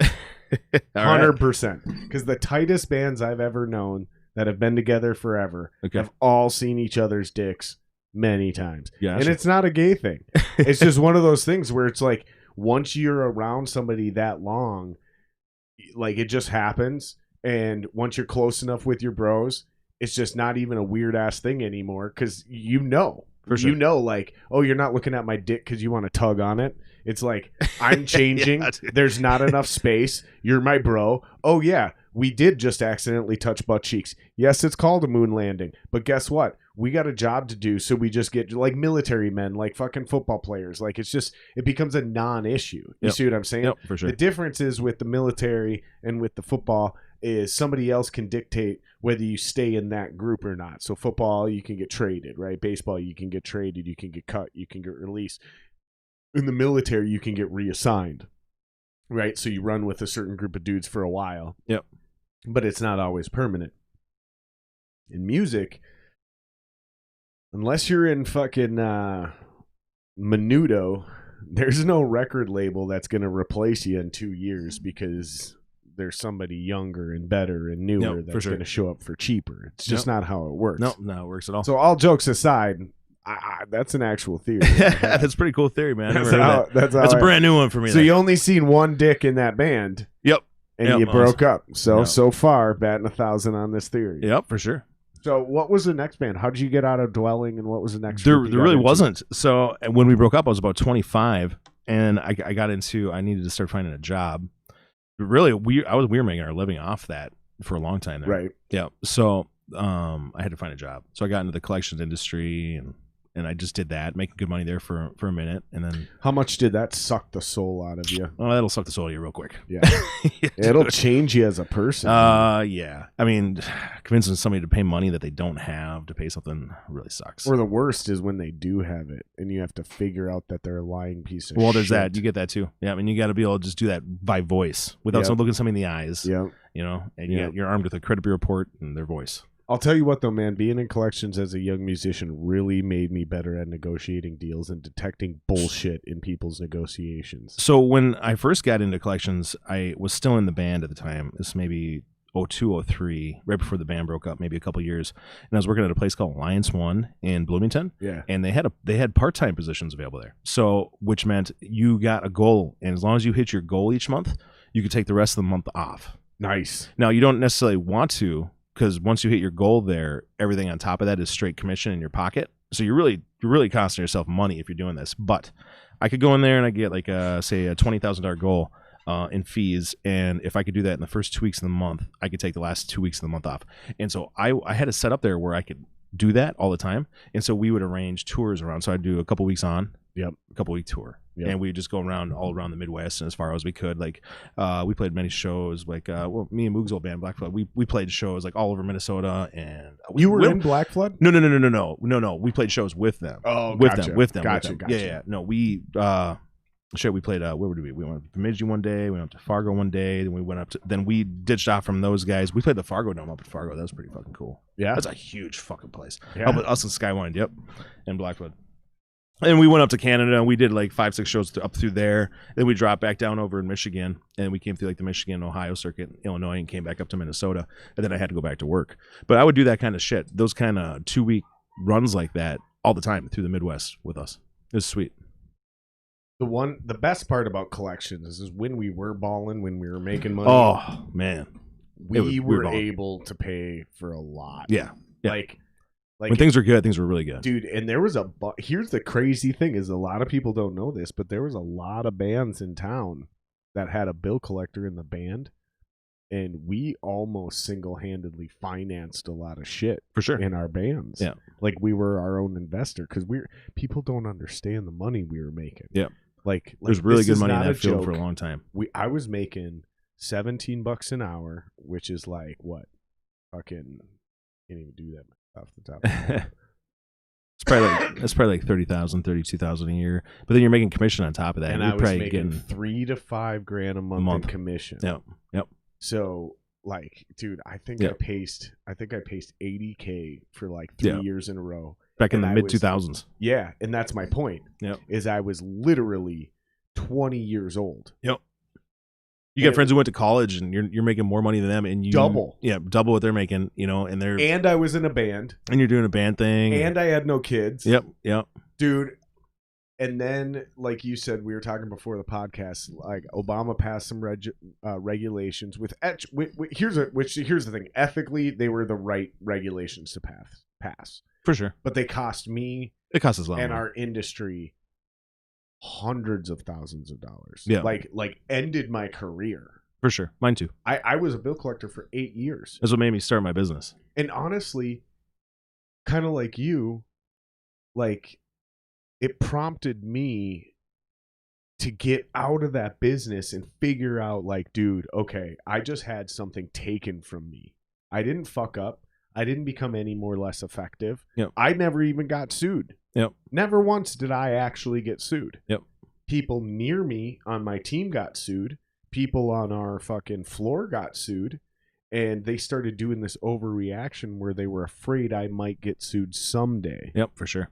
And because other people were getting sued, that cost the company money, which means it got taken out of my commission check. And so all of a sudden, we were talking about this before the podcast, I go from making $3 to $5 grand a month in commissions on $17 an hour. The project gets sued 4 times.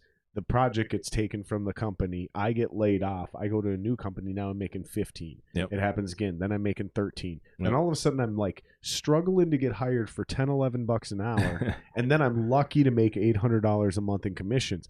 So you guys don't understand when we're trying to explain, like we went from balling out of control as young men, because I was fucking 20 to 24 when this was man, happening. eating steak and shrimp every day. You gotta go down and eat mac and cheese now. And dude, it's exactly like you said. When you were profitable, you could get away with murder. So I didn't do the 2-week bits, but you know what I did do is I left halfway through the day on Friday, even when I wasn't at 40 hours a week, and I did weekend warrior campaigns. So I'd play a show out of town Thursday night. We'd play another show out of town Friday, another one Saturday, and then if we were lucky, we could come back into town and do like an all ages thing on Sunday. For sure. And then every once in a while, one of those other shows would still be a local thing. But man, the freedom and the ability and the money. Yeah, the money and the flexibility of the schedule. Those two things combined were amazing. I've been balling out of control and broke so many times in my life. Built myself up in one industry, just made baller ass money, then lost that. Then got into another industry, then lost that. Then got to do another search, dude. And then 4 times in my life. That's why you got to just start doing it yourself, so you can never have the carpet yanked out from underneath you. Exactly. Because I got tired of seeing that happen to myself. So.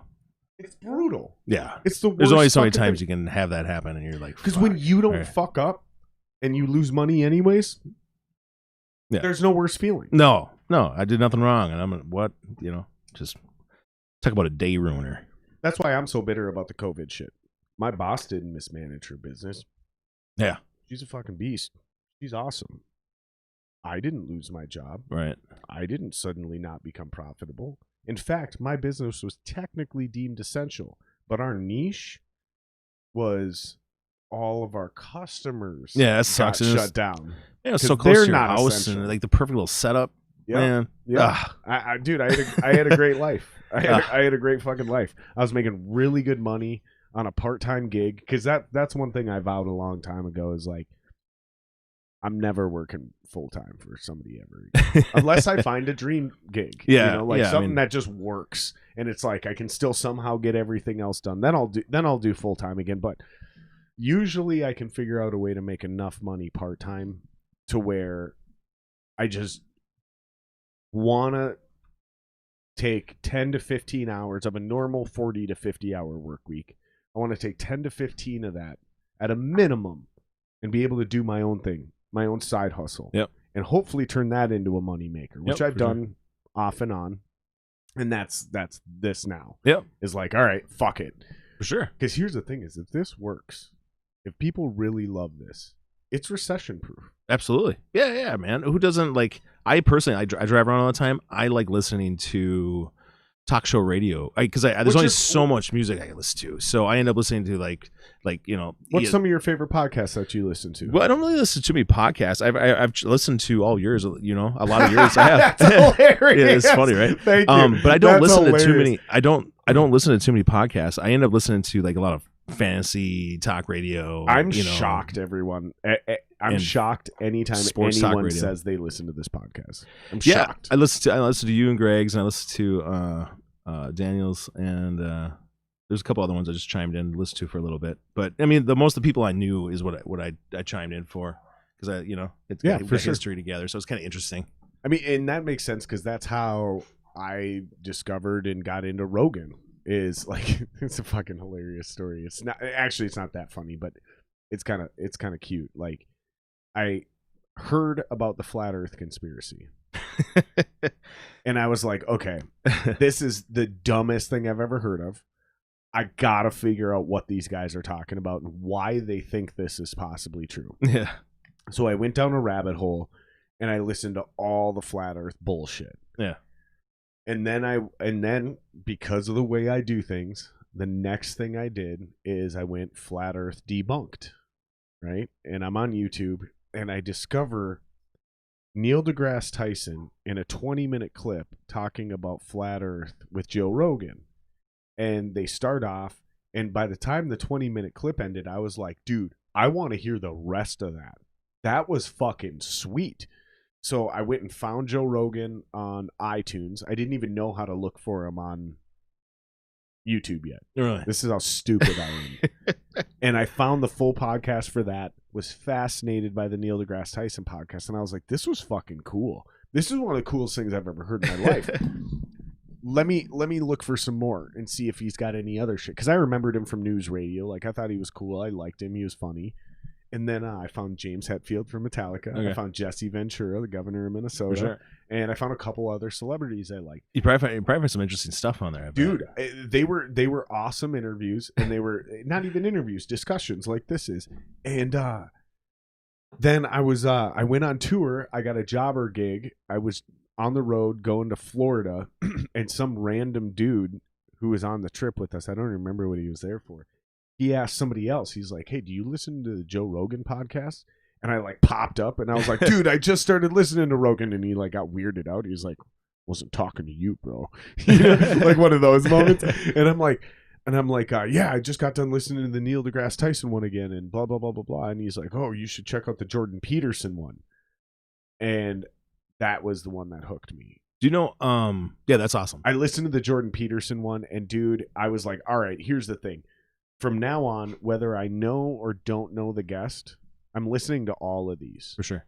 And then all of a sudden he started getting into neuroscientists, and then I started discovering certain comedians he would have on, and it just opened up my world, man, to a whole new fucking genre of information. Yep, for that sure. I never would have stumbled across on Twitter or Instagram, or I didn't even know to search for Dr. Brenda So, you know what I mean? Yep. Or Deborah So. Like, I don't fucking know that shit. But years and years and years go by, and fuck, I think I've been listening to them for 4 years now. Fucking amazing, dude. These podcasts are fucking cool, and hopefully we can do that same thing here. That's where we were going with this. Do you know Chaz DeMoss? I know the name. So he runs the Crypticon Minneapolis, and he does the Kansas City one too. Actually, he does one out in Seattle too every once in a while. But he like the Kansas City and the Minneapolis ones are his two big ones.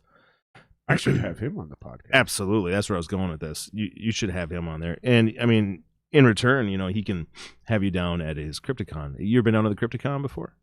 So it's like the big... I almost went one year. Okay. So you know what it is. Yeah. Okay. Right, yeah. Cool. It's... Actually, let me... So I've helped him out. Test me. Okay. Yeah. I think I know what it is. and correct me if I'm wrong, I believe it's like Comic-Con, but for all the horror shit. Absolutely. Okay. That's it. Okay. Spot on. Yep. Yeah. He'll have like a lot of the horror movie actors there. Like I should take my wife down there is what I should do, man. Well, you should have him on here. I mean, he could plug his Crypticon and talk about it. And, absolutely. What's his name? Chaz? Chaz, if you're hearing this, buddy, come on. Absolutely. I'll tag him on this when get on the podcast, buddy. I'll tag him on this. But yeah, he's somebody you definitely want to have on here. He's a really, really cool dude too, man. I've known him for a while now. He's actually my first wife's cousin. He was his cousin, but we've remained after I got divorced. Me and him remained good friends still. Yeah. Yep. I've helped him out with a couple of his Crypticons, but he's real cool dude. Real cool dude. That's fucking fascinating. Yep. Like he actually he used to be in the music scene too. His band was I can't remember the name of it. Because that's where I think I know his name is from music. Well, he opened for Testament at the Quest when the Quest was still around, and God, that's so funny. Chad Hanks from Head Charge was his bass player. I know what band you're talking about. His vocal style was almost Lane Staley-ish, kind of. I know exactly. And Chris Winter was in that band, wasn't he? Yep. I know exactly who you're talking about. I seen them perform at the Hog's Breath. Okay. Yeah, they played there before. Yep. God, I can't believe I know exactly what band you're talking about. I was gonna bother the shit out of me. I tell you what. Ah, fuck. Are you looking it up? Yeah. Okay, good. Good, because then I don't have to. Yeah, the band broke up of his, but man. Was America in the name? No. How am I gonna find this on this thing? He no longer plugs it on his Facebook page anymore. Do you know Shayla? Yeah. Call her. If you got her number, call her. She'll know the name of that band.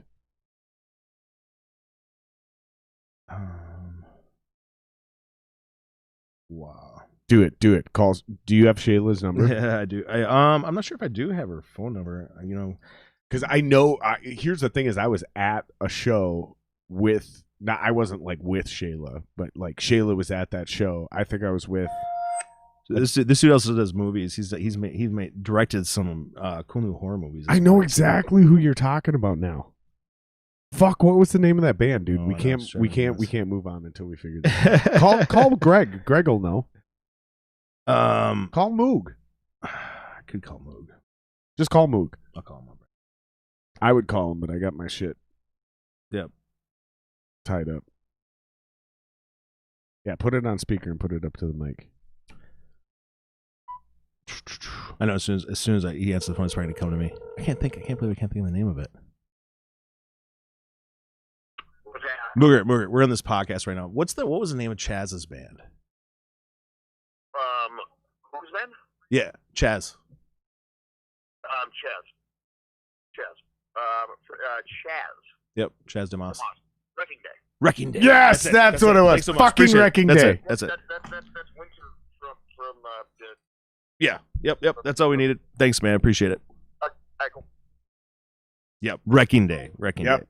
Awesome. They're an awesome band. They're good. They had some good tunes, man. Chaz could lay down the hooks too in the singing style, man. He's good. He had it's the same guy who's doing Crypticon. Yep. I knew that dude from a band, not from Crypticon shit. I was like, I recognize that name, Chaz. But the dude's directed some movies now and stuff too, like horror movies that you can go out and like rent on Amazon. And, dude, I'll have him on the podcast in a heartbeat if he's willing to do it, man. Yeah, I'll tag him on it. I'll message him. It's crazy how many people are willing and not willing to do this podcast. That's one of the things, like as a new podcaster, it blows my mind because some guys are like super gung-ho about it and some guys are like, fuck that. Chaz is really cool. He has touched, he draws comic books. He makes his own comic books and he's got his own company that does it. And he makes his own movies. Just pushes his Crypticon thing. Yeah, the guy's really, really cool guy because he just kind of touches on everything. I'm gonna grab another beer. Heck yeah! You want one? Absolutely. Don't threaten me with a good time. I just dropped that lighter and it skipped across the keyboard and I like panicked for a second. Like, oh shit! I think we're still fully rocking. I think so too. I think everything looks great. I'm gonna switch the cam to you though while I do this.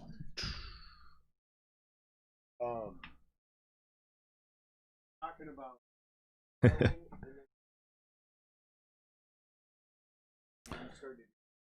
Yeah, I took a hiatus from music to focus building on my company. Yep. So You forgot my beer. How long did You forgot my take beer. a hiatus? You forgot my beer. No, I didn't. No, I didn't. I forgot my beer. There you go.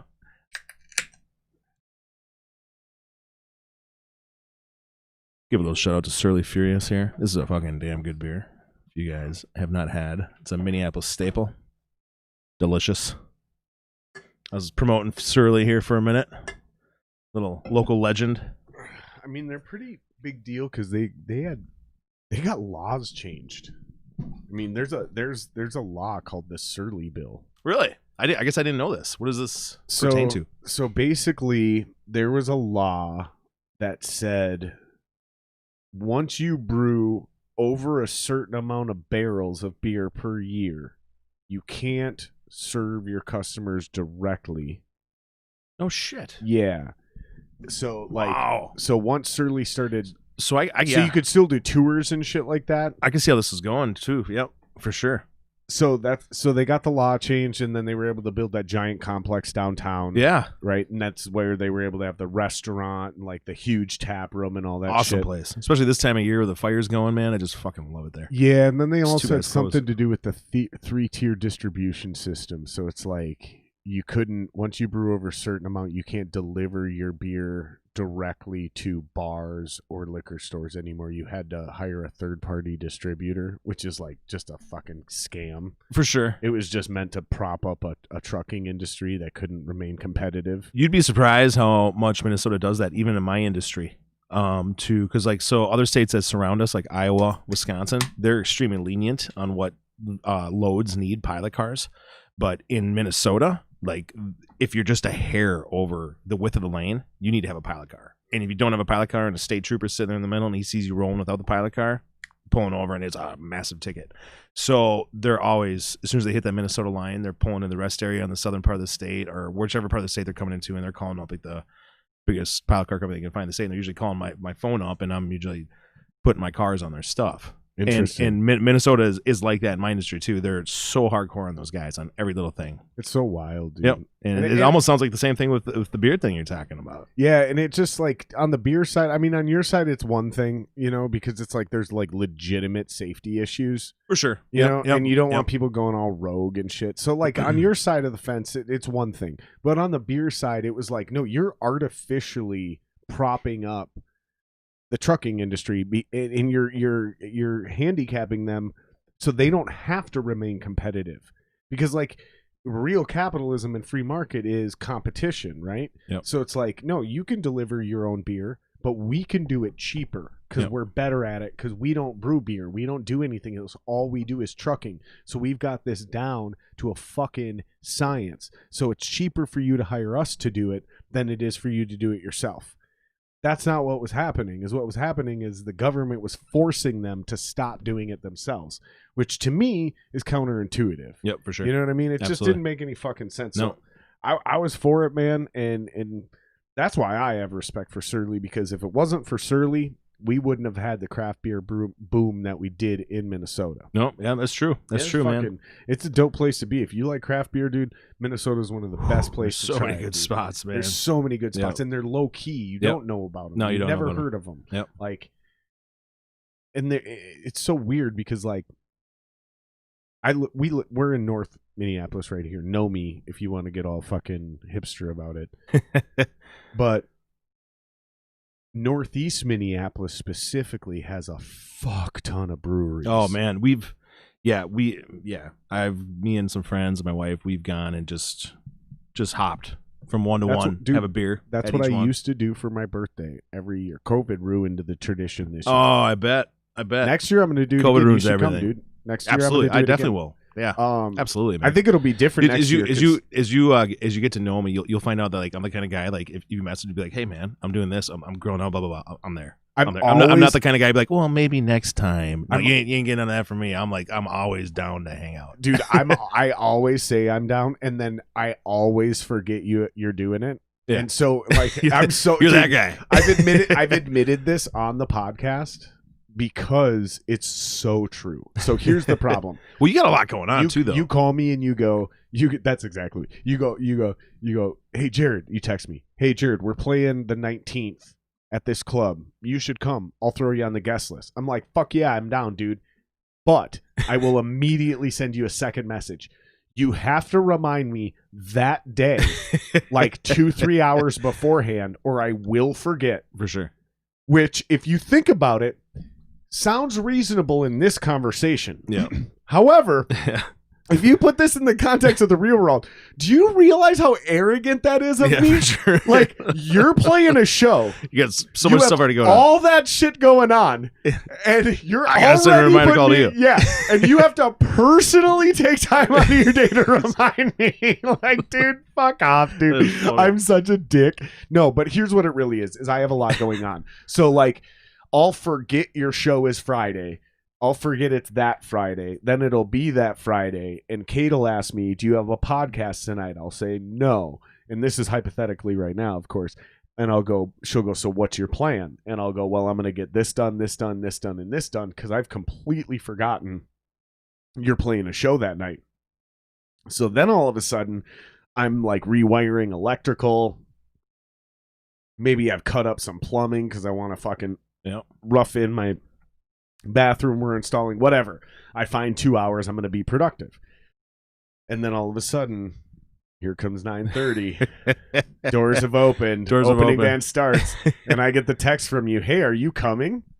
And I look at the project I'm in the middle of and I go, fuck, I forgot this was tonight. I can't come now. Yeah. Like, it's going to take me 2.5 hours to cap all this off and get it so Kate can still shower in the other bathroom tomorrow. You know, like, it's totally practical. Yep, for sure. But it's like, fuck, man. I'm so bad at it, but I'm also always down. Like, I love going and doing shit. I always have. It's just a matter of, like, do I actually have the memory to fucking prioritize? That's why now I live on Google Calendar. Yeah, like, dude, Google Calendars are great. It's the shit, dude. I even had to start doing it for the podcast. For sure. Dude, there was too many people that were forgetting about the podcast. I'd check in 2 days beforehand, like, hey, we're still on for Wednesday, right? Or whatever. Yeah. Oh, dude, I forgot. I got this going on now. And I'm like, you didn't have to check in with me. No, you checked in with me. I appreciate it. That's a business owner right there. Yeah, you gave a fuck, dude. Yep, that's a business owner. No, I know your time's important, my time's important, so I'm not here to waste people's time to get things done. I was really excited about this podcast because this is one of the first referral podcasts that I booked. Yeah. I've gotten a lot of referral podcasts, but they're not on the books yet. Yep. Right, like we were talking about with Chaz.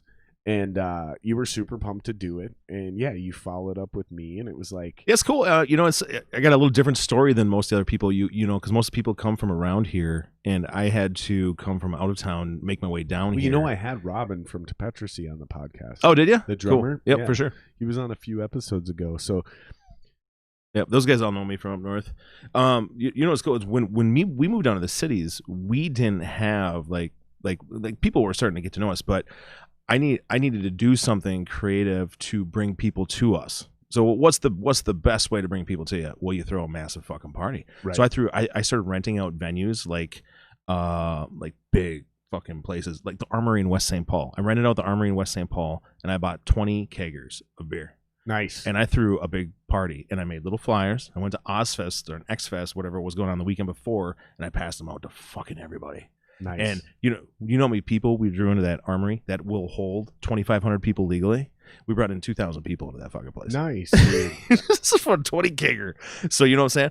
People don't know us, but we'll bring them people to us. You know That's what I'm saying? amazing. They don't know us, but we'll bring them. So we had a few other bands play it with us. God, who do we have play that one? I think Nuisance Crew played one of those ones with us. Rivkit played one. Man. So we did like 3 years in a row. We did it because it was so successful. We just kept doing it. So here's the question, because I don't think this COVID's coming to an end anytime No, soon. I don't think so either. How do we pivot and how do we start doing live shows? We're gonna have to get creative, like the way I did in Duluth. We're gonna have to get creative and make things happen ourselves. We will have to, and it's possible. You're almost going to have places without physical restrictions, like so you can't even like rent like armories like I did back then, because they would be like, well, how are you going to do social distancing and everybody's going to wear a face mask? You almost have to find people who've got like big fields, barns, something I was within driving distance of the Twin Cities, so people will still want to go there and do it, and entice people to come there and do it. Like you got to be like, well, you know what I'm saying? You pay $10 to get in, and it's gonna be free booze all night long. And this is gonna be all night party. You know what I'm saying? Get a whole bunch of badass bands out there. You can make people come on out if it's gonna be as badass, more badass than what's going on. Have you heard of these drive-in comedy shows? No, I haven't heard of drive-in comedy shows. So Obviously, I've seen drive-in theaters. I've seen the drive-in theaters that have been coming back here as of late since AMC and everything else is shutting down. Yeah, so there's comedians that specifically, my boy Bert Kreischer. So are they like doing stand-up in there, or are they like doing? So they set up a stage in front of the giant screen. Okay, they set up. And so they're probably still being broadcast up on it, I'm assuming. Yes. Okay. So he has the real drive-in screen behind him. Then they set up 2 small screens on the side of that, sort of in like a. That's an awesome idea. That's thinking outside the box. Yeah, and then everybody fucking shows up in their cars for sure, and he's still talking through a mic, and then the shit's being broadcast through everyone's radios. And it's fucking killer, and they still have a small PA going, so there's still real audio going. Yep. And I'm like, man, we should be doing this with music for sure. Like we could easily do the exact same thing. Gonna set have up to a killer fucking PA. Everyone's socially distanced in their own goddamn cars. So you can pull sound in from your if you want to run your AC because you're an asshole and it's fucking 90 degrees outside. You roll up your windows, turn on your AC. You still get all the audio. I have a feeling a lot of speakers, but you still get the reflective subs that like shake your car and hit your chest. Yeah, like we should be doing this, and we have enough people in this town between the audio and video side of things that can make it happen for sure. We should be able to go take over a high 65 that's no longer active up in Blaine, next to the old gasoline alley. Like we need to do this. We need to figure this out. When you rent places like that, what happens is when there's I guess if everybody's standing in their cars, it'll be fine. But if you get everybody standing outside, like what the problem we'd always run into is the state would then start requiring us to have security, which you got to have. You got to have for any outdoor event, regardless. Yep. So when you start having that, then they start. You got to have it for an indoor event too, but usually the venue supplies that. So I see what you're saying. Yep. So I saw some friends of mine. It was either last week or the week before. They threw a concert in a barn about 35, 40 miles outside of the cities. When I say outside the cities, I'm saying 30, 45 miles outside of. I live in Farmington. I still consider that part of the cities, but I think I consider that like the last suburb possible. It was 30, 40 miles past there. So like maybe Northfield or some shit like that. You know what I'm saying? It's like way out there. They do it out there, but nobody came because they're still charging a cover head charge.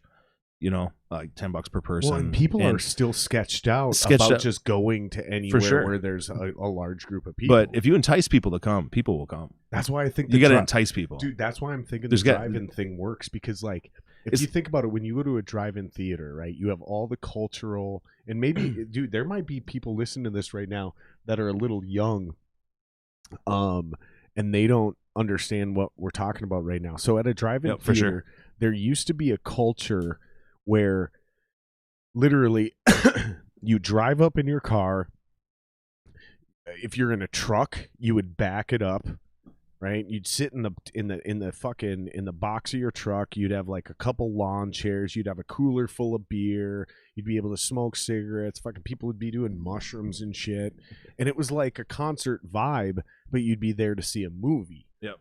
So I thought it was fucking brilliant when these comedians were like, dude, let's start doing shows at a drive-in movie theater. Because it's the exact same vibe. It's like tailgating. Literally, man. People are fucking throwing around beanbags and footballs. People are grilling and cooking food. It's awesome. Like, it's a cool vibe. It's a fucking amazing vibe. Yep. Dude, and you're not limited to doing that before a concert or before a football game. You can do it during it. So there's a fucking badass rock concert going on, and instead of you being bumped into by a bunch of drunk fucks, you're sitting in your own little spot next to your car or in your car, whether you're listening to the real PA because you're sitting outside, or you got your fucking AC on and you're listening to the car stereo and the reverberating bass to give you the full. Doesn't matter. Like, it's a straight party without having the paranoia, because I'm thinking as a consumer, without the paranoia of me sharing the same fucking air as some other asshole who's asymptomatic or not asymptomatic and just decided he doesn't think it's serious and goes out anyways. And now I got to sit in a theater or a concert venue or a bar next to him. Like you said, you guys, some people tried to do that thing and no one showed up. Nobody came. Right, because there's still that paranoia. There's a lot of paranoia, but that's that drive-in thing, man. If it's described and marketed properly, can literally alleviate that paranoia, and we could draw. Man, I get so bored of sitting in my car. I just want to be out there standing amongst the crowd watching it. Man, but that's I'd miss again. that. So you take your truck, or you get a buddy with a truck or whatever. You take your car and you pop up some lawn chairs right outside your car, and then you're still sitting there watching the fucking deal, just like a real drive-in. Yep. But yeah, I mean, people are gonna have to get creative with it because, man, who knows when this COVID stuff's gonna end? We got to figure something out, man. I mean, you can't just not have shows forever. No, there's way too much talent to have people not out there playing. Venues dying before the COVID. Oh man, it's bad. Oh man, even places that aren't even venues. Like, I don't know if you've been downtown lately, but those places down there, like, so I was at Cowboy Jack's. We went down to Cowboy Jack's downtown Minneapolis maybe a month and a half ago. I couldn't believe how dead it was. It was a Friday night and 8 p.m., 9 p.m., there'd be 4 or 5 people in there. Like, there's no way that place will survive like that. Nope. That's a massive place to keep open with only 4 or 5 patrons. Dude, downtown sucks for concerts. Oh, well, no, it sucks for everything right now. But no, it does too. I mean, we used to have sucked for concerts. Well, no, back in the day, I mean, we had many different venues. Well, yeah, back when we had like the Urban Wildlife. Yeah, the Urban Wildlife. Yeah, it was freaking sweet. I'm saying since all the good legit venues shut down. Yeah. Played that place. Downtown is like. I remember when that place just opened. But yeah, the Urban was sweet. I mean, I played that place 10, 15 times, I bet. The Barfly was rocking for a while. Barfly was rocking for a long time, for sure. That was a cool place for a while, man. I remember when ATB played there, it was like, wait, what? Barfly? Well, they weren't ever doing like metal shows, and all of a sudden, somebody convinced them to do it. It's just awesome. I mean, it's. Well, and they did them in that upstairs room. Yep. Yeah, they were fucking selling that place out, dude. I've seen a few different shows there. Yeah, absolutely. I remember I was down there one night for a concert. I can't remember who it was, like Unearth or somebody, and I ran into a buddy of mine, and fucking some crazy drama went down, and fucking everyone was trying to fuck everyone's girlfriends, and like it was just one of the wildest shows. I was single. I didn't have a girlfriend. No one was trying to fuck my girlfriend. I was trying to fuck someone's ex-girlfriend. I remember that. Yeah. And I remember she was like, dude, I would totally fuck you under normal circumstances. But I've already fucked 2 of your band members. She's like, I don't want to be that girl. I was like, I kind of respect that. I get that. I was like, it's cool. But she was actually cool as fuck. So instead of me getting laid, we ended up just sitting there having a conversation for like 2.5 hours. Because she was like, I also ain't trying to fuck any of these other people. So there it is. You got in the friend zone. You guys had a good time in the friend zone. Yeah. That's all right. That'll happen.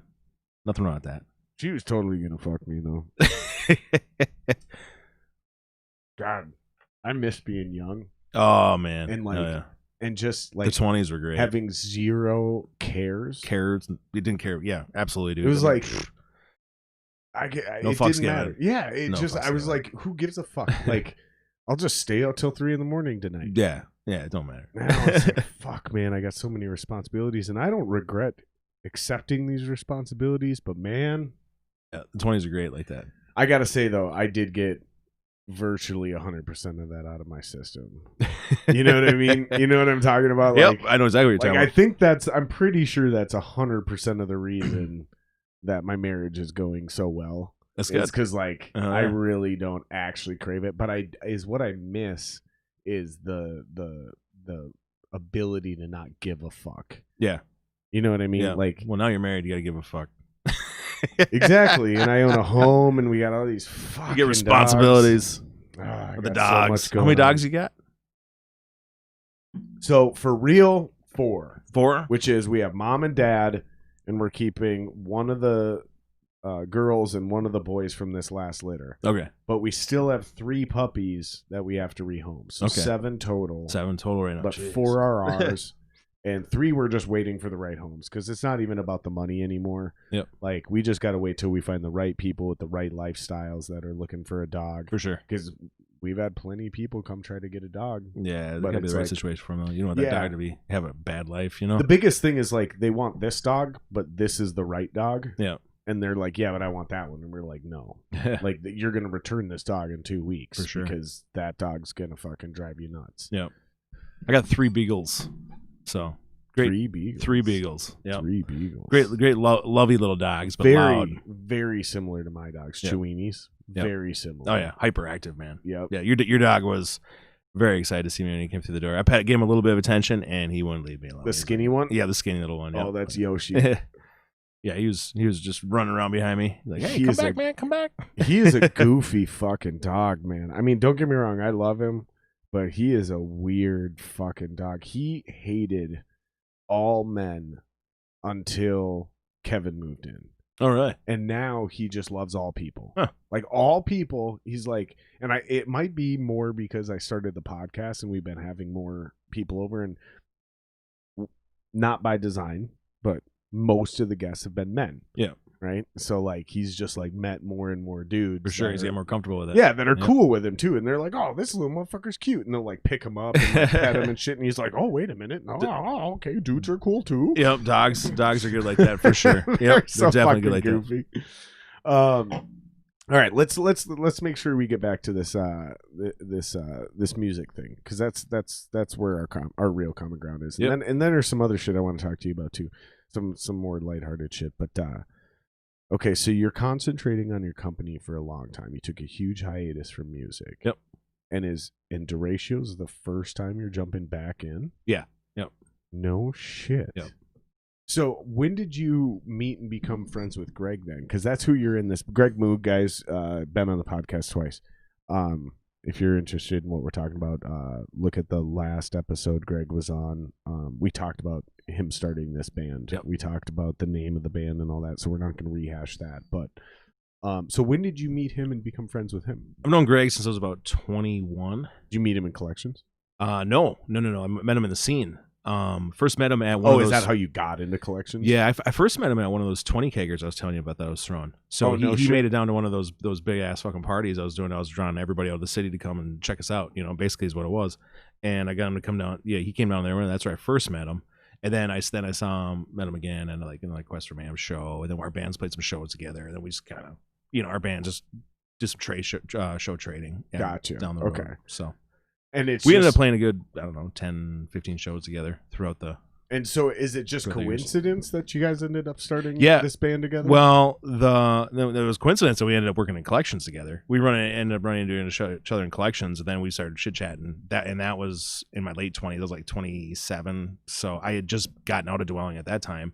And he so instantly remembered me from that, and I remembered him instantly from that shit. So then we started chatting, and then we started hanging out way more often after that. Get together Gotcha. for football games and whatnot all the time. And just normal guy shit. right. Yep. And then a few years went by. He needed a place to stay, so he came in and started living with me about a little over a year ago. A year and a few months now. Started staying with me down in Farmington, and then we just started chatting. He'd been hadn't played any music for a minute, and I hadn't played music for like a decade. And he's like, man, it'd be cool if we did like something almost like a heavier Linkin Park kind of thing, where you had like the heavier shit, and I did all like the real clean shit. Right. And we got a bunch of real talented musicians together, and we put something together. And so that's kind of how it started. Well, dude, we got to do some shows together. Absolutely. We tossed around the idea for How much so you long. want to bet you guys get your album done before I do? I And wrote this music years ago. Yeah, you're already like 6-7 songs ahead of us. We're just moving on to like track 3 and 4. dude. I guarantee you though, you get your album done before I do. Yeah, we're kicking out tracks, every couple weeks right now. So, that might be true. And Yeah. man, we have a bunch of talented guys. Like we made sure if we're gonna do this, we got really talented people. So For sure. yeah, G's been drumming for a real long time, and he's gotten super good at the drums, even better than what you probably last time seen him live. Does he play fast yet? No, he plays fast now. Oh yeah, he plays way fast. No, much faster. He's gotten very, very good. And then he refused. He Vim. refused to play anything beyond the like like that groove. Yeah, like- no, I know exactly what you're talking about. He's gotten very good. He can. Play I mean, very he was fast. always great. He was always Oh. an elite level drummer. He just refused to play that fast, upbeat, For sure. punchy in the mouth groove beat. He wanted to do the more like head bobby fucking quarter note versus the eighth note. He's got some very fast shit going on. You got something you're gonna play? I'm not gonna debut any of this stuff because this isn't like official like recording. This is just turn that down. That's coming through the mic. That's so loud. Yep, here we go like this. I'll tell you how we'll do this. I mean, we could literally, if you airdrop it to me, we can play it, and they won't hear it if I do it right, which is not very difficult for me to do. We don't want to be unveiling studio recording stuff, but I was going to show you how much better of a drummer he's gotten than last time you've seen him for sure. Okay, show me. You want to see it? Yeah, show me. Just turn it down so it doesn't fucking.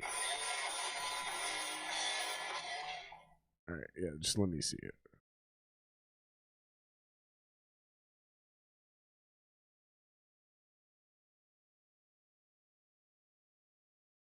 I mean, he's always been a great drummer. He's still got that Selfless banner up there. Is that the same spot he's always been in? Yeah. Holy but you fuck. can see how much better he's gotten. He's way faster now than he's ever been.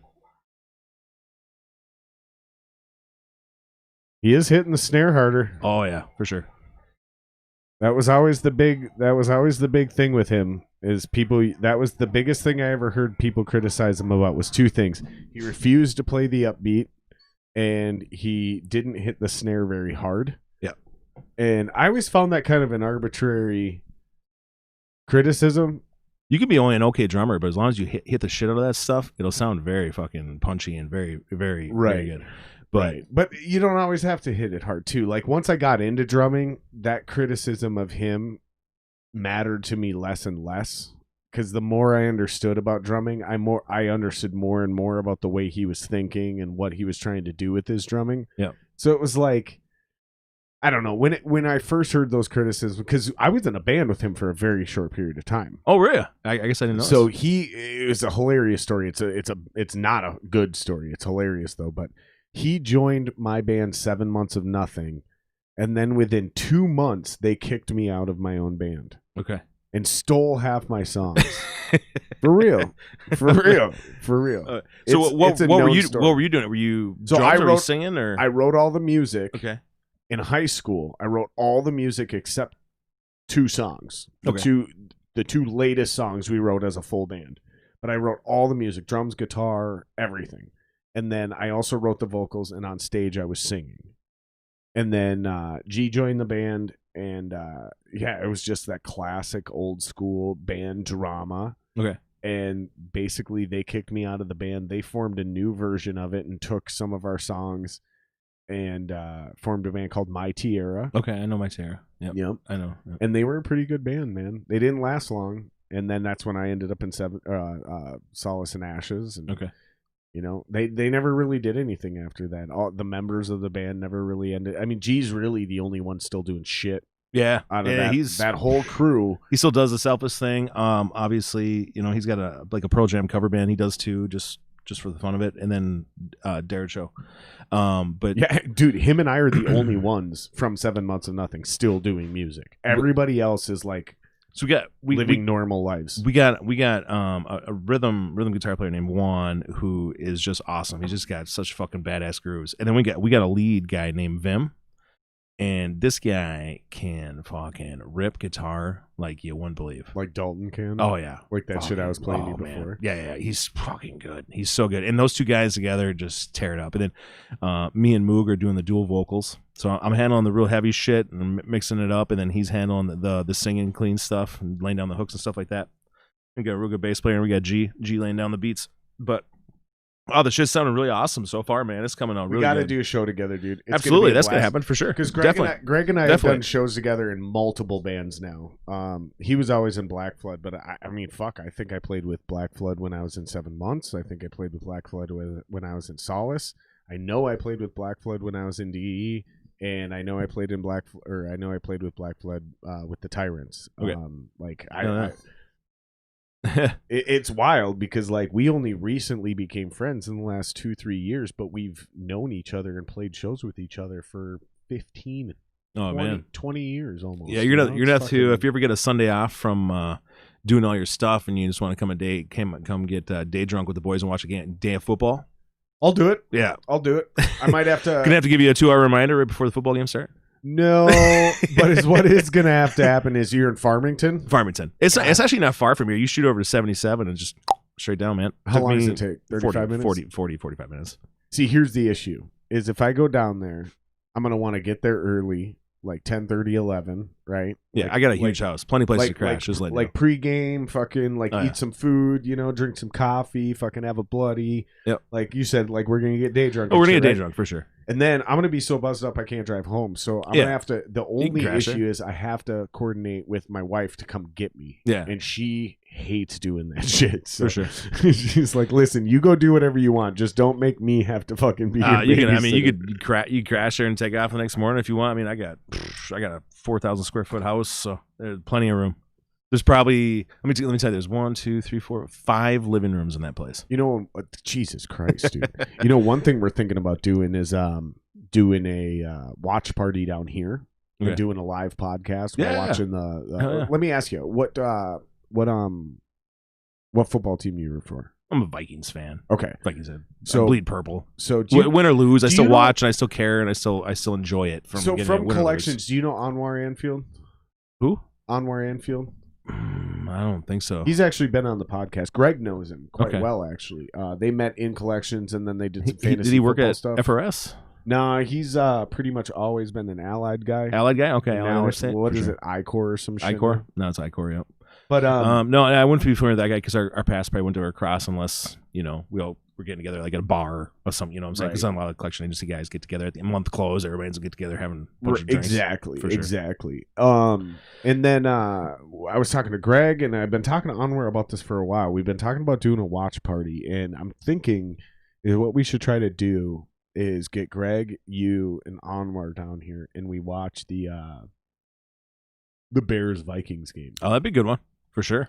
And we'll do it live. It'll be at the bottom of the screen, so the watch Khalil Mack kick the shit out of Cousins. Yeah, it'll be brutal. It'll be fucking brutal. Greg will have a great time. Oh man, but so that's it. So it doesn't. It's not a day ruiner for me. So I enjoy it and I analyze it and I like to talk about it and I just enjoy the game of football. And I'd much rather see us go 16-0 than 0-16.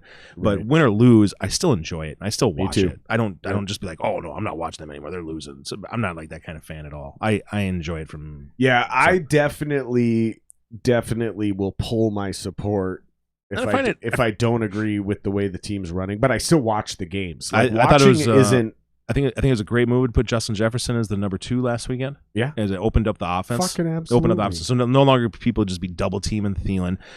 Olabisi Johnson was just not getting it done as number 2. Nobody was respecting him. They were leaving him wide open. Cousins was afraid to throw to him because he's got no trust in him. So they were just double teaming Thielen and loading up in the box to stop Cook and just taking away our 2 primary weapons as an easy way to destroy us. So that's why everything opened up when we played the Titans last week. And the Titans got a damn good defense. They don't think that for a minute that they're not a good team. They're a solid football team. Hell, they made the AFC Championship game last year. Right. And so, but I mean, they barely lost to the Chiefs. Yeah, they barely lost to the Chiefs, and yeah, they did. And we lost to them by 1 point. And I came back out of that game thinking about it, and I was just like, there's 2 ways we don't lose that football game. Number 1. Well, our fucking kicker's gonna kick it. Yeah, you take a timeout. Cousins made a couple of mistakes right at the end. I don't know if that snap was so much his fault at the very end of the game. Well, I was gonna say going for 2. I was gonna say going for 2. Just kick the fucking extra point, and then when they score that field goal, it's tied. Yes. Right, but absolutely. You go for 2 when you don't need it. Yep. You want it, but you don't need the 2. We didn't need it. You kick the fucking extra point, point, and then it's 31-31 at the end of the game. What the fuck is going on? There's been some coaching decisions like that across the league this year, and I don't know if it's because there wasn't preseason or what it was, but the Dallas game where McCarthy decided not to go for the field goal at the end of the game against the Rams, and they ended up losing that one by 3 points. You remember that? Did you see that game at all? I don't know if you saw it. Dude, it's like, what the fuck are you guys thinking? But there's been a whole bunch of situations just like that. Take the points, give yourself another chance. Prolong the game. But that was it was awesome to see Justin Jefferson move to number 2 wideout, and then our offense started humming just like it was last year. Like there's no longer. Thanks to Kubiak. You're not a Kubiak fan, huh? Nope. You don't like that gotta go. zone run offense? He's got to go. He's got to go. Kubiak plus Cousins equals disaster. Yeah, I'm not sure Cousins is the right guy to be able to run that kind of offense. I am not sure. I don't know. I don't know if those two together work well. I mean, here's the thing: is where's Irv Smith? Well, right. I mean, Kubiak has always utilized tight ends a grip load. Right, He's and not so we're using... seeing a little bit of Rudolph, but last year we seen a combination of Rudy and Irv Smith under Yeah. Stefanski. Yeah. That's the thing is I've seen an offensive regression. Yeah. With there's other than losing Diggs, you got one piece to the puzzle that's gone, and Jefferson just proved even as a rookie he can put up Diggs-like numbers. Oh, yeah, he can put up Diggs-like numbers. 175 yards as a rookie. He Name the last time, and I'm not challenging you. I'm just saying, Randy Moss. Randy fucking- Moss. who's the last person that put up 175 yards as a rookie? Randy Moss. Thank you. Yeah. You see what I'm saying? Diggs didn't do it. No. Thielen didn't do No. it. Carter didn't do it. No. Jake Reed Jefferson didn't do it. Jefferson will end up being a better receiver than Stephon Diggs.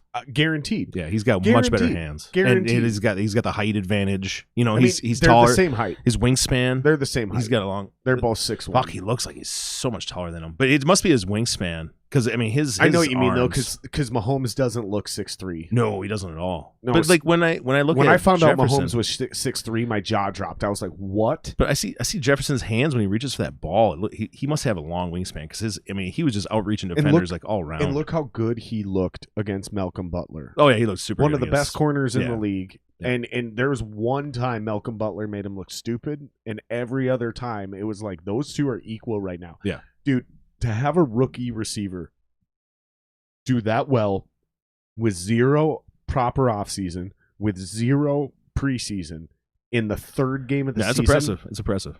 Very, very Yeah. impressive. Yeah. The biggest problem I have, though, is Kubiak and his play calling. Like, man, I'm sorry, but in this offense, you can never go empty backfield. Can never happen. No, I agree with that. You should never do that, No. let alone in the spots and the times and the situations he's been doing it. Yeah. It's just a bonehead call, dude. The guy just drives me nuts. And I got buddies from Denver. You know, I got friends out there, and they warned me when Kubiak came here. They were like, "You're lucky he's not actually your offensive coordinator, and he's just a consultant. He might be able to teach Stefanski some cool shit, but just don't. You better hope." And then, sure as shit, we lost Stefanski, and they warned me. They were like, "Dude, you're done." Yeah, offensive coordinators are always an interesting thing. You know, when everything's going good, man, they look like the fucking hero. And what sucks is every time we get a good one like Shermer and we go 13-3, or last year we get Stefanski and we win a fucking another road playoff game, we lose them. They become a head coach somewhere else. Right. So every fucking season since Zimmer's been here, we've had a different offense. Well, anytime you have success, those coordinators usually gonna go somewhere else. That sucks, dude. It does. That's the worst part about it. I mean, it happens every team, though. I mean, the Bears, when they had that really good season, they lost their defensive coordinator, and they came back the next year, last year, and their defense wasn't as good because now you have a whole new coordinator who's got to teach a whole new thing to everybody. It's insane. And especially this year when you don't have a preseason, you had no OTAs. How So hard everybody is fucking comes in. fantasy football this year, dude? How are you doing? I'm doing all right. Well, in one of my leagues, I'm getting my ass handed to me. I keep losing by like 5 points. I showed you that one. Yeah, thing. you lost by Unbelievable. 0.5 points. Yeah. I lost by 1 point. By 1 point. We both had the same kicker. We both had Butker. And that's why I lost. That's why I lost too. I mean, man. And, at the end of the game, I was like, I don't know if you watched the game or not. But at the end of the game, and they're in field goal range. I was like, oh yeah, just kick. Here we go. Yes, I'm gonna win this. I'm just gonna kick the field goal here. They're on the 20. I'll get one field goal here. Nope, they go for it on fourth down. Yeah. Dude, what? And guess what? And guess what? What? I also had Mahomes. Oh, you had a home. And check this out. So you're like, okay, well, just catch a pass. Check this out, dude. Going into the game, I'm down by 50 points. Oh shit! So you made a great comeback. I have Mahomes. That's even more heartbreaking. And I'd much rather Butker. lose by 45 than one. Dude, and check this out. Because then you lay back, you lay in bed that night, and you're like, oh my god, Bro, and check this shit out. I got Mahomes and Butker, and he has Mark Andrews, the tight end for Baltimore. Yeah, and he got shut out. Exactly. Pretty much, like 18 yards Dude, or something. And all of a sudden, it comes down, and I predicted this. I said, I need this to go down a certain way. I need them to score a touchdown here, and Mahomes threw that crazy weird lob and scored the touchdown. Yeah. And I'm like, dude, I'm down by fucking basically like, I think it was 2 or 3 points. I'm like, I need Baltimore to go down the field and score a touchdown That way it's a 7-point game, Yeah. and Kansas City feels the need to go down and at least kick a field goal to seal the game and get a 10-point victory. Baltimore gets shut out, and I go, oh, fuck. Yep. Because now all they got to do is just run the football, right? Yep. But, no. Mahomes throws a few more passes. A couple things happen. All of a sudden, I'm within 1 point. You're like, here we go. And then they decide to go for it on 4th. I know, I couldn't believe it. And I'm like, why would you go for it? Okay. Just complete the pass. Everybody's going to expect some crazy shit. Run a fucking naked bootleg and fucking let Mahomes run for the first down. I need 1 point. Just 1 point. 1 point. Nope. They throw the fucking football, and it's incomplete. And the fucking Baltimore Ravens have it again. And I just put my head in my hands. I'm like, I just lost this game. Like, that's I'm worse. 1-2 right now. 1-2? It is so hard. I'm in a highly competitive league, very experienced fantasy players. I'm probably a little bit out of my depth, but I got a really good team. I'm a little shallow on running backs. I got 3 that are like solid. I got Chubb. I got Jones from Tampa. And then I just picked up that San Francisco running back that just went and put 18 up last night. Yeah, John Wilson or something like that. Or... Yeah, John Wilson Jr. I think his name is. Yeah, so like it's like okay. Yeah, not too bad. Like we're cool. He even got like 12 carries, 12 or 30 carries. So I mean, I'm gonna try to work a trade. I'm wide receiver deep. I got Mahomes. I got a kicker. I play a lot of fantasy. I'm in 6 fantasy football leagues. Jesus Christ. And I was in a baseball league. You got too much time on your hands. That's what that means. That's probably true. Yeah, it took me many years to get up to this point, though. That's another reason why I couldn't be in a band for a minute. As I was growing my business and getting going, I had to focus on that for many years there to get it. But now that my business is humming, I got all the time in the world. So I no longer need to work at all if I don't want to. I can just keep my cars running, and I can take every day off and just make sure they all got loads to be on and just book their hotel rooms each night. And that's pretty much my daily responsibilities. That's amazing. So I basically just stay around the Twin Cities and do a little local stuff. If a fun load's coming up going to a cool place, then I go off and take that. But other than that, I'm just keeping my business going, staying local, and just working with the band. That's fucking sick, dude. So now I got time to be in a band again. So now it's time to definitely start rocking out. So now we're pushing, writing tunes quick, and we're just got some merch now and getting ready to, as soon as these venues open back up, ready to start hammering the hell of these venues, man. Dude, and that's so cool, man. Because if they don't, we'll find a creative way to do it. Whether it's got to be a drive-in theater or whatever the hell we got to do, we're gonna do something cool. We have to. And dude, it's so cool. Like I'm so happy for you because you put in all this work way before a situation like COVID showed up, and there's so many people that are just fucked, and they're like, I don't know what I'm gonna do. I don't know what I'm gonna do because jobs aren't coming back. Yeah, you know, and people are like, oh, Target's hiring. Well, everyone's applying at Target. Doesn't mean it's an easy job to get, and they're gonna they know it's a highly sought after job right now because it's one of the only jobs, and they're gonna fucking underpay you and overwork you. And there's people that were making $30 an hour. It's gonna be real hard for them to go down and make 11 at Target if you even get that job. I don't apply at those jobs because I know for a fact I will get declined because they'll be like, dude, you are way overqualified for this job. You're as soon as COVID is gone and like the economy bounces, you're not going to be here in 9 months or a year. That's a pretty cool thing about my occupation. There is no nothing can ever harm it. Everything always has to move. Right. Everything has to move. Construction equipment has to move. That's why, dude. That's what I was saying about the podcast thing. It's recession proof. Like bridges still have to be built. Everything needs to be repaired. New buildings are going to go up. Things are always gonna. But think about it like this: if I would have done what you did 2 years ago, and it did this version of the podcast 2 years ago, and launched it 2 years ago, I'd already have so much fucking traction. For sure, COVID wouldn't have even phased. No, it wouldn't have phased it. It wouldn't have affected it. I'd probably already have been monetized. Like I'd have been doing okay. Yep, and absolutely. We'd be having a completely different conversation now. Yep. And don't get me wrong, I didn't panic pivot into this podcast because of COVID.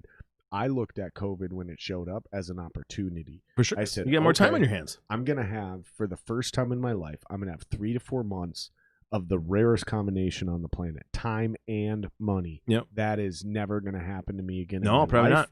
Let's invest. Yep. And so instead of just buying stocks, right, like a lot of people did. For sure. Instead of just remodeling their house, like a lot of people did. A lot of people do that stuff. Instead of just trying to stimulate the local economy by eating out a little bit more with that extra stimulus money, I invested it into myself. And I started this podcast in a way that I think can be a vehicle for me and other people to get out of this fucking, this this like tire spinning cycle we're in this local Minneapolis industry. For sure. I've talked about this on past podcasts as to why I think we got here. It doesn't really matter why we got here now. It's more of a situation of how do we get out of it. And I think it's going to take people like us and our mindsets in a collaboration effort to kind of team up. Yeah, I agree. And figure out how we're going to build something new, because there's no one around to help us, dude. No, we got to figure it out ourselves. And we got to even these kids get creative about it. And even these kids that can outdraw us and they're better at their instruments than us, they have no fucking idea what they're doing. They don't know how to run a business. Right. They don't know how to look at the music industry like a business. They don't understand the concept of what I said earlier. There's more business in the music business than there is music. For sure. Business, absolutely, man. Right? And like how to show up with pro gear and fucking sound good. Like these kids in this town that are going to eventually be way bigger than any of us ever have been. Because it's Minneapolis, dude. You know how much fucking talent is in this town. There's tons, dude. Tons. You throw a rock and you will hit a guitar player or a singer better than 1,000 people in LA. Yeah, it's just a way bigger city out there. Yeah. The talent in this town is obscure. There's a ton of talent in this town. And top-notch talent. For sure. Like right around the corner for you and you don't even realize it. Yep. My point is these kids need mentors like we had. And even though you kind of started your own scene up there were still bigger bands around that you were able to mentor from and learn. Yep. And there's too many of these kids I see now that show up with a fucking practice amp that looks like that. You see that one down there? Yeah, they show up at a pro gig with a practice amp that looks like that. And there's pro musicians now. There's pro musicians I know our age that go, why would I bring a whole amp? I'll just bring this. They can just mic it up. What happens when you show up at a venue that can't fucking mic it up?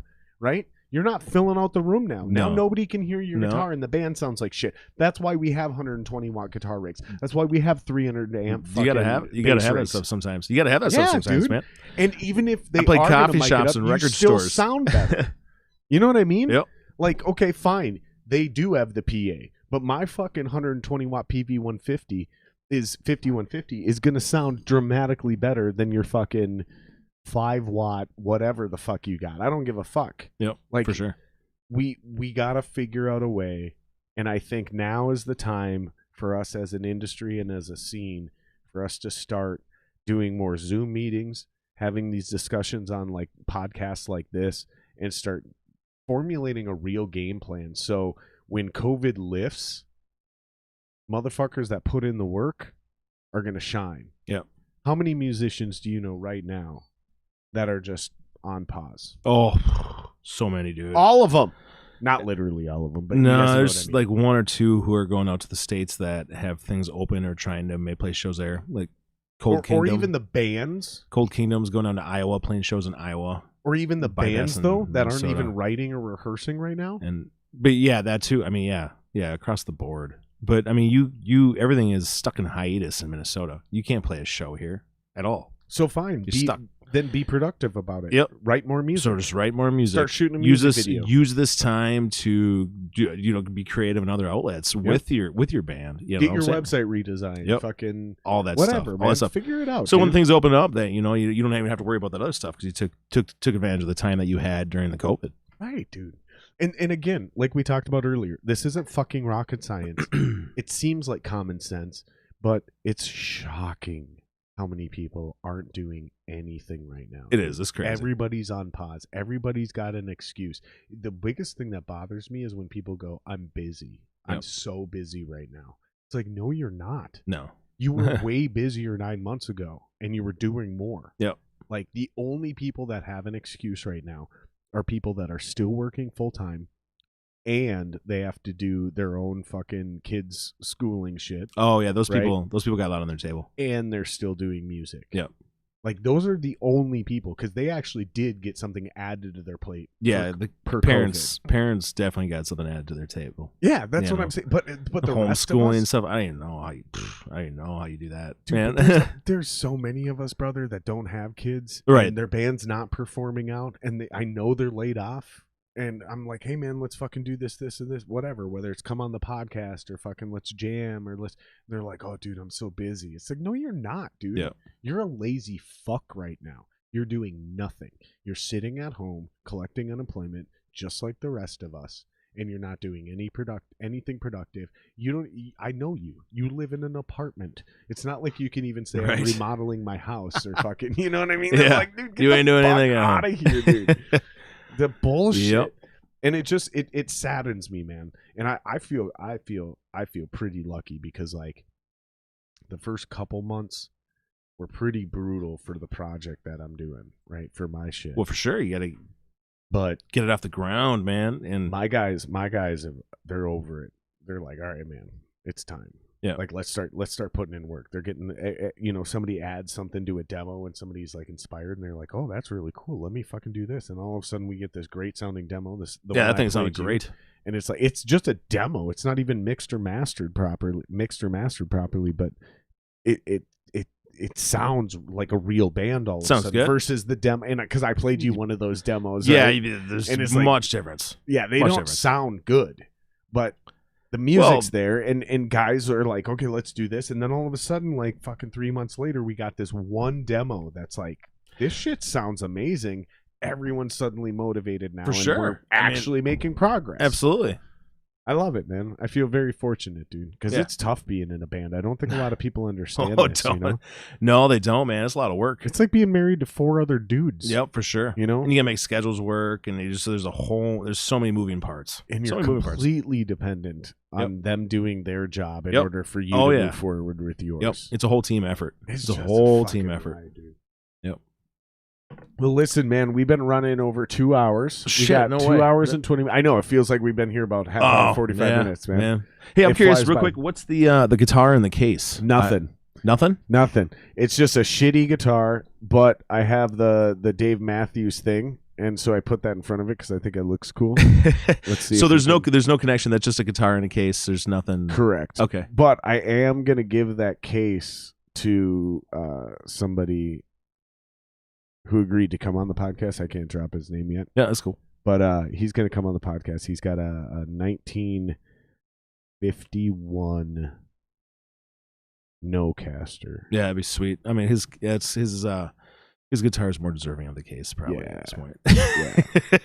And I might have to bring it to him, but that's going to be a sweet thing. And honestly, it just makes the background look a little cool. No, yeah, it makes it look totally cool down here. Nice little conversation piece. You know, it maybe I started looking at it as we're halfway through this. And I was like, you know what, I gotta ask him about that thing. Almost everyone asked me, "Is that really Dave Matthews' guitar?" I didn't even see the Dave Matthews thing until you turned your shoulder. I didn't even see that there. I was just assuming that there's probably some kind of musical connection going on with there somewhere, something. But hey, man. I actually play that guitar. There it's you actually go. That's right. It's like a $200, $300. I can't remember how much I spent on it, but it's a cheap Yamaha guitar. But you throw some Elixir strings on it, and it's a fine guitar. Oh yeah, and it's got a solid top, but it's got laminate back and sides. Okay, so you don't have to worry about the weather as much. Oh, it's nice. like a nice guitar. Heck yeah. So you can take that on. That's the road. That's a great campfire guitar right there. That's exactly exactly. You I take love it a little vacation. campfire action going on, jamming in some acoustic tunes. Man, that's a good exactly night right what there. It is. That's exactly what it is.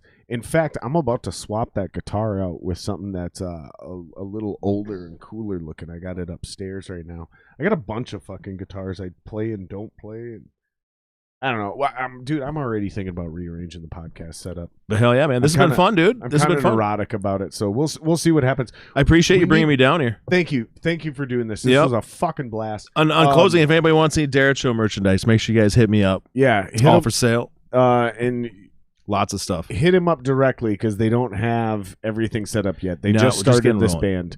I'm really excited about this because you guys are talking about this band, and we're kind of launching the band on the podcast. Yep, we have launched the band on the podcast. We really kind of have. We'll come back on here when we got more stuff to offer and stuff like that. When we got some finished tracks that have been recorded in the studio, and we'll maybe launch them on your thing here. I might do you one better. All right. Not only will we do that, but I'm gonna buy a really big mixer. Okay. And I think is what we're gonna end up doing is I'm gonna figure out a way to open up. So this is my rehearsal space over here. Oh, no way. There's a whole other room here. Oh, shit. Okay. There's a whole other room here. I got my drum set up. I got everything set up. My singer Jeremy's going to be buying a PA. Hopefully I can convince him to leave it here. And is what I'm going to figure out how to do. Oh, yeah. One way or another. Oh, yeah. I think it's inevitable. Yep. We're going to have bands That's play a great idea. on this side. Yes. Right on the podcast. That'd be awesome. Right on the That'd be podcast. awesome. That'd be awesome. I think it's going to be great. Bands can promote on their websites and get everybody. If you could do like a live podcast, you That's could what I'm almost, saying. You know what yeah, I'm saying? that's what I'm saying. Dude, Good idea. Exactly. Good idea. And I think it's almost inevitable. It's just a matter of if we can pull it off without it seeming shitty and cheesy. Yeah. Like it's got to sound good. It's got to look decent. For sure. I'm way more concerned about the sound Yeah. than I am about the video side of it, but I still want it to look good too. Yep, for sure.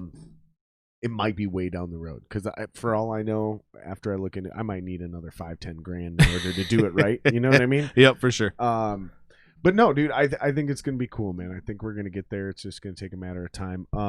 But my point is hit Shawn up directly. And where can people find? Let's do you two together. You guys were supposed to be on together tonight, but Greg was like, I've been on too much already. That's not how it works, Greg. That's not how it works, Greg. Yes, Shawn Deracho. Oh my God, I'm getting drunk. If you guys like the podcast, like, subscribe, share that shit. Word of mouth is the best promotion Absolutely. for this. We're still building. We just launched this bitch 60 days ago, if that. So those are the biggest help right now. Share that shit. And hit that bell so you guys get the updates for the next one, because we're trying to do these things more live. And this is a ton of fun, man. Yeah, absolutely. Hopefully you guys Had a blast. enjoy it. If you guys want to follow me on social, it's all Jared Singer Live. Love you guys. Thank you very much. Perfect. There we go. Let me mute the mics.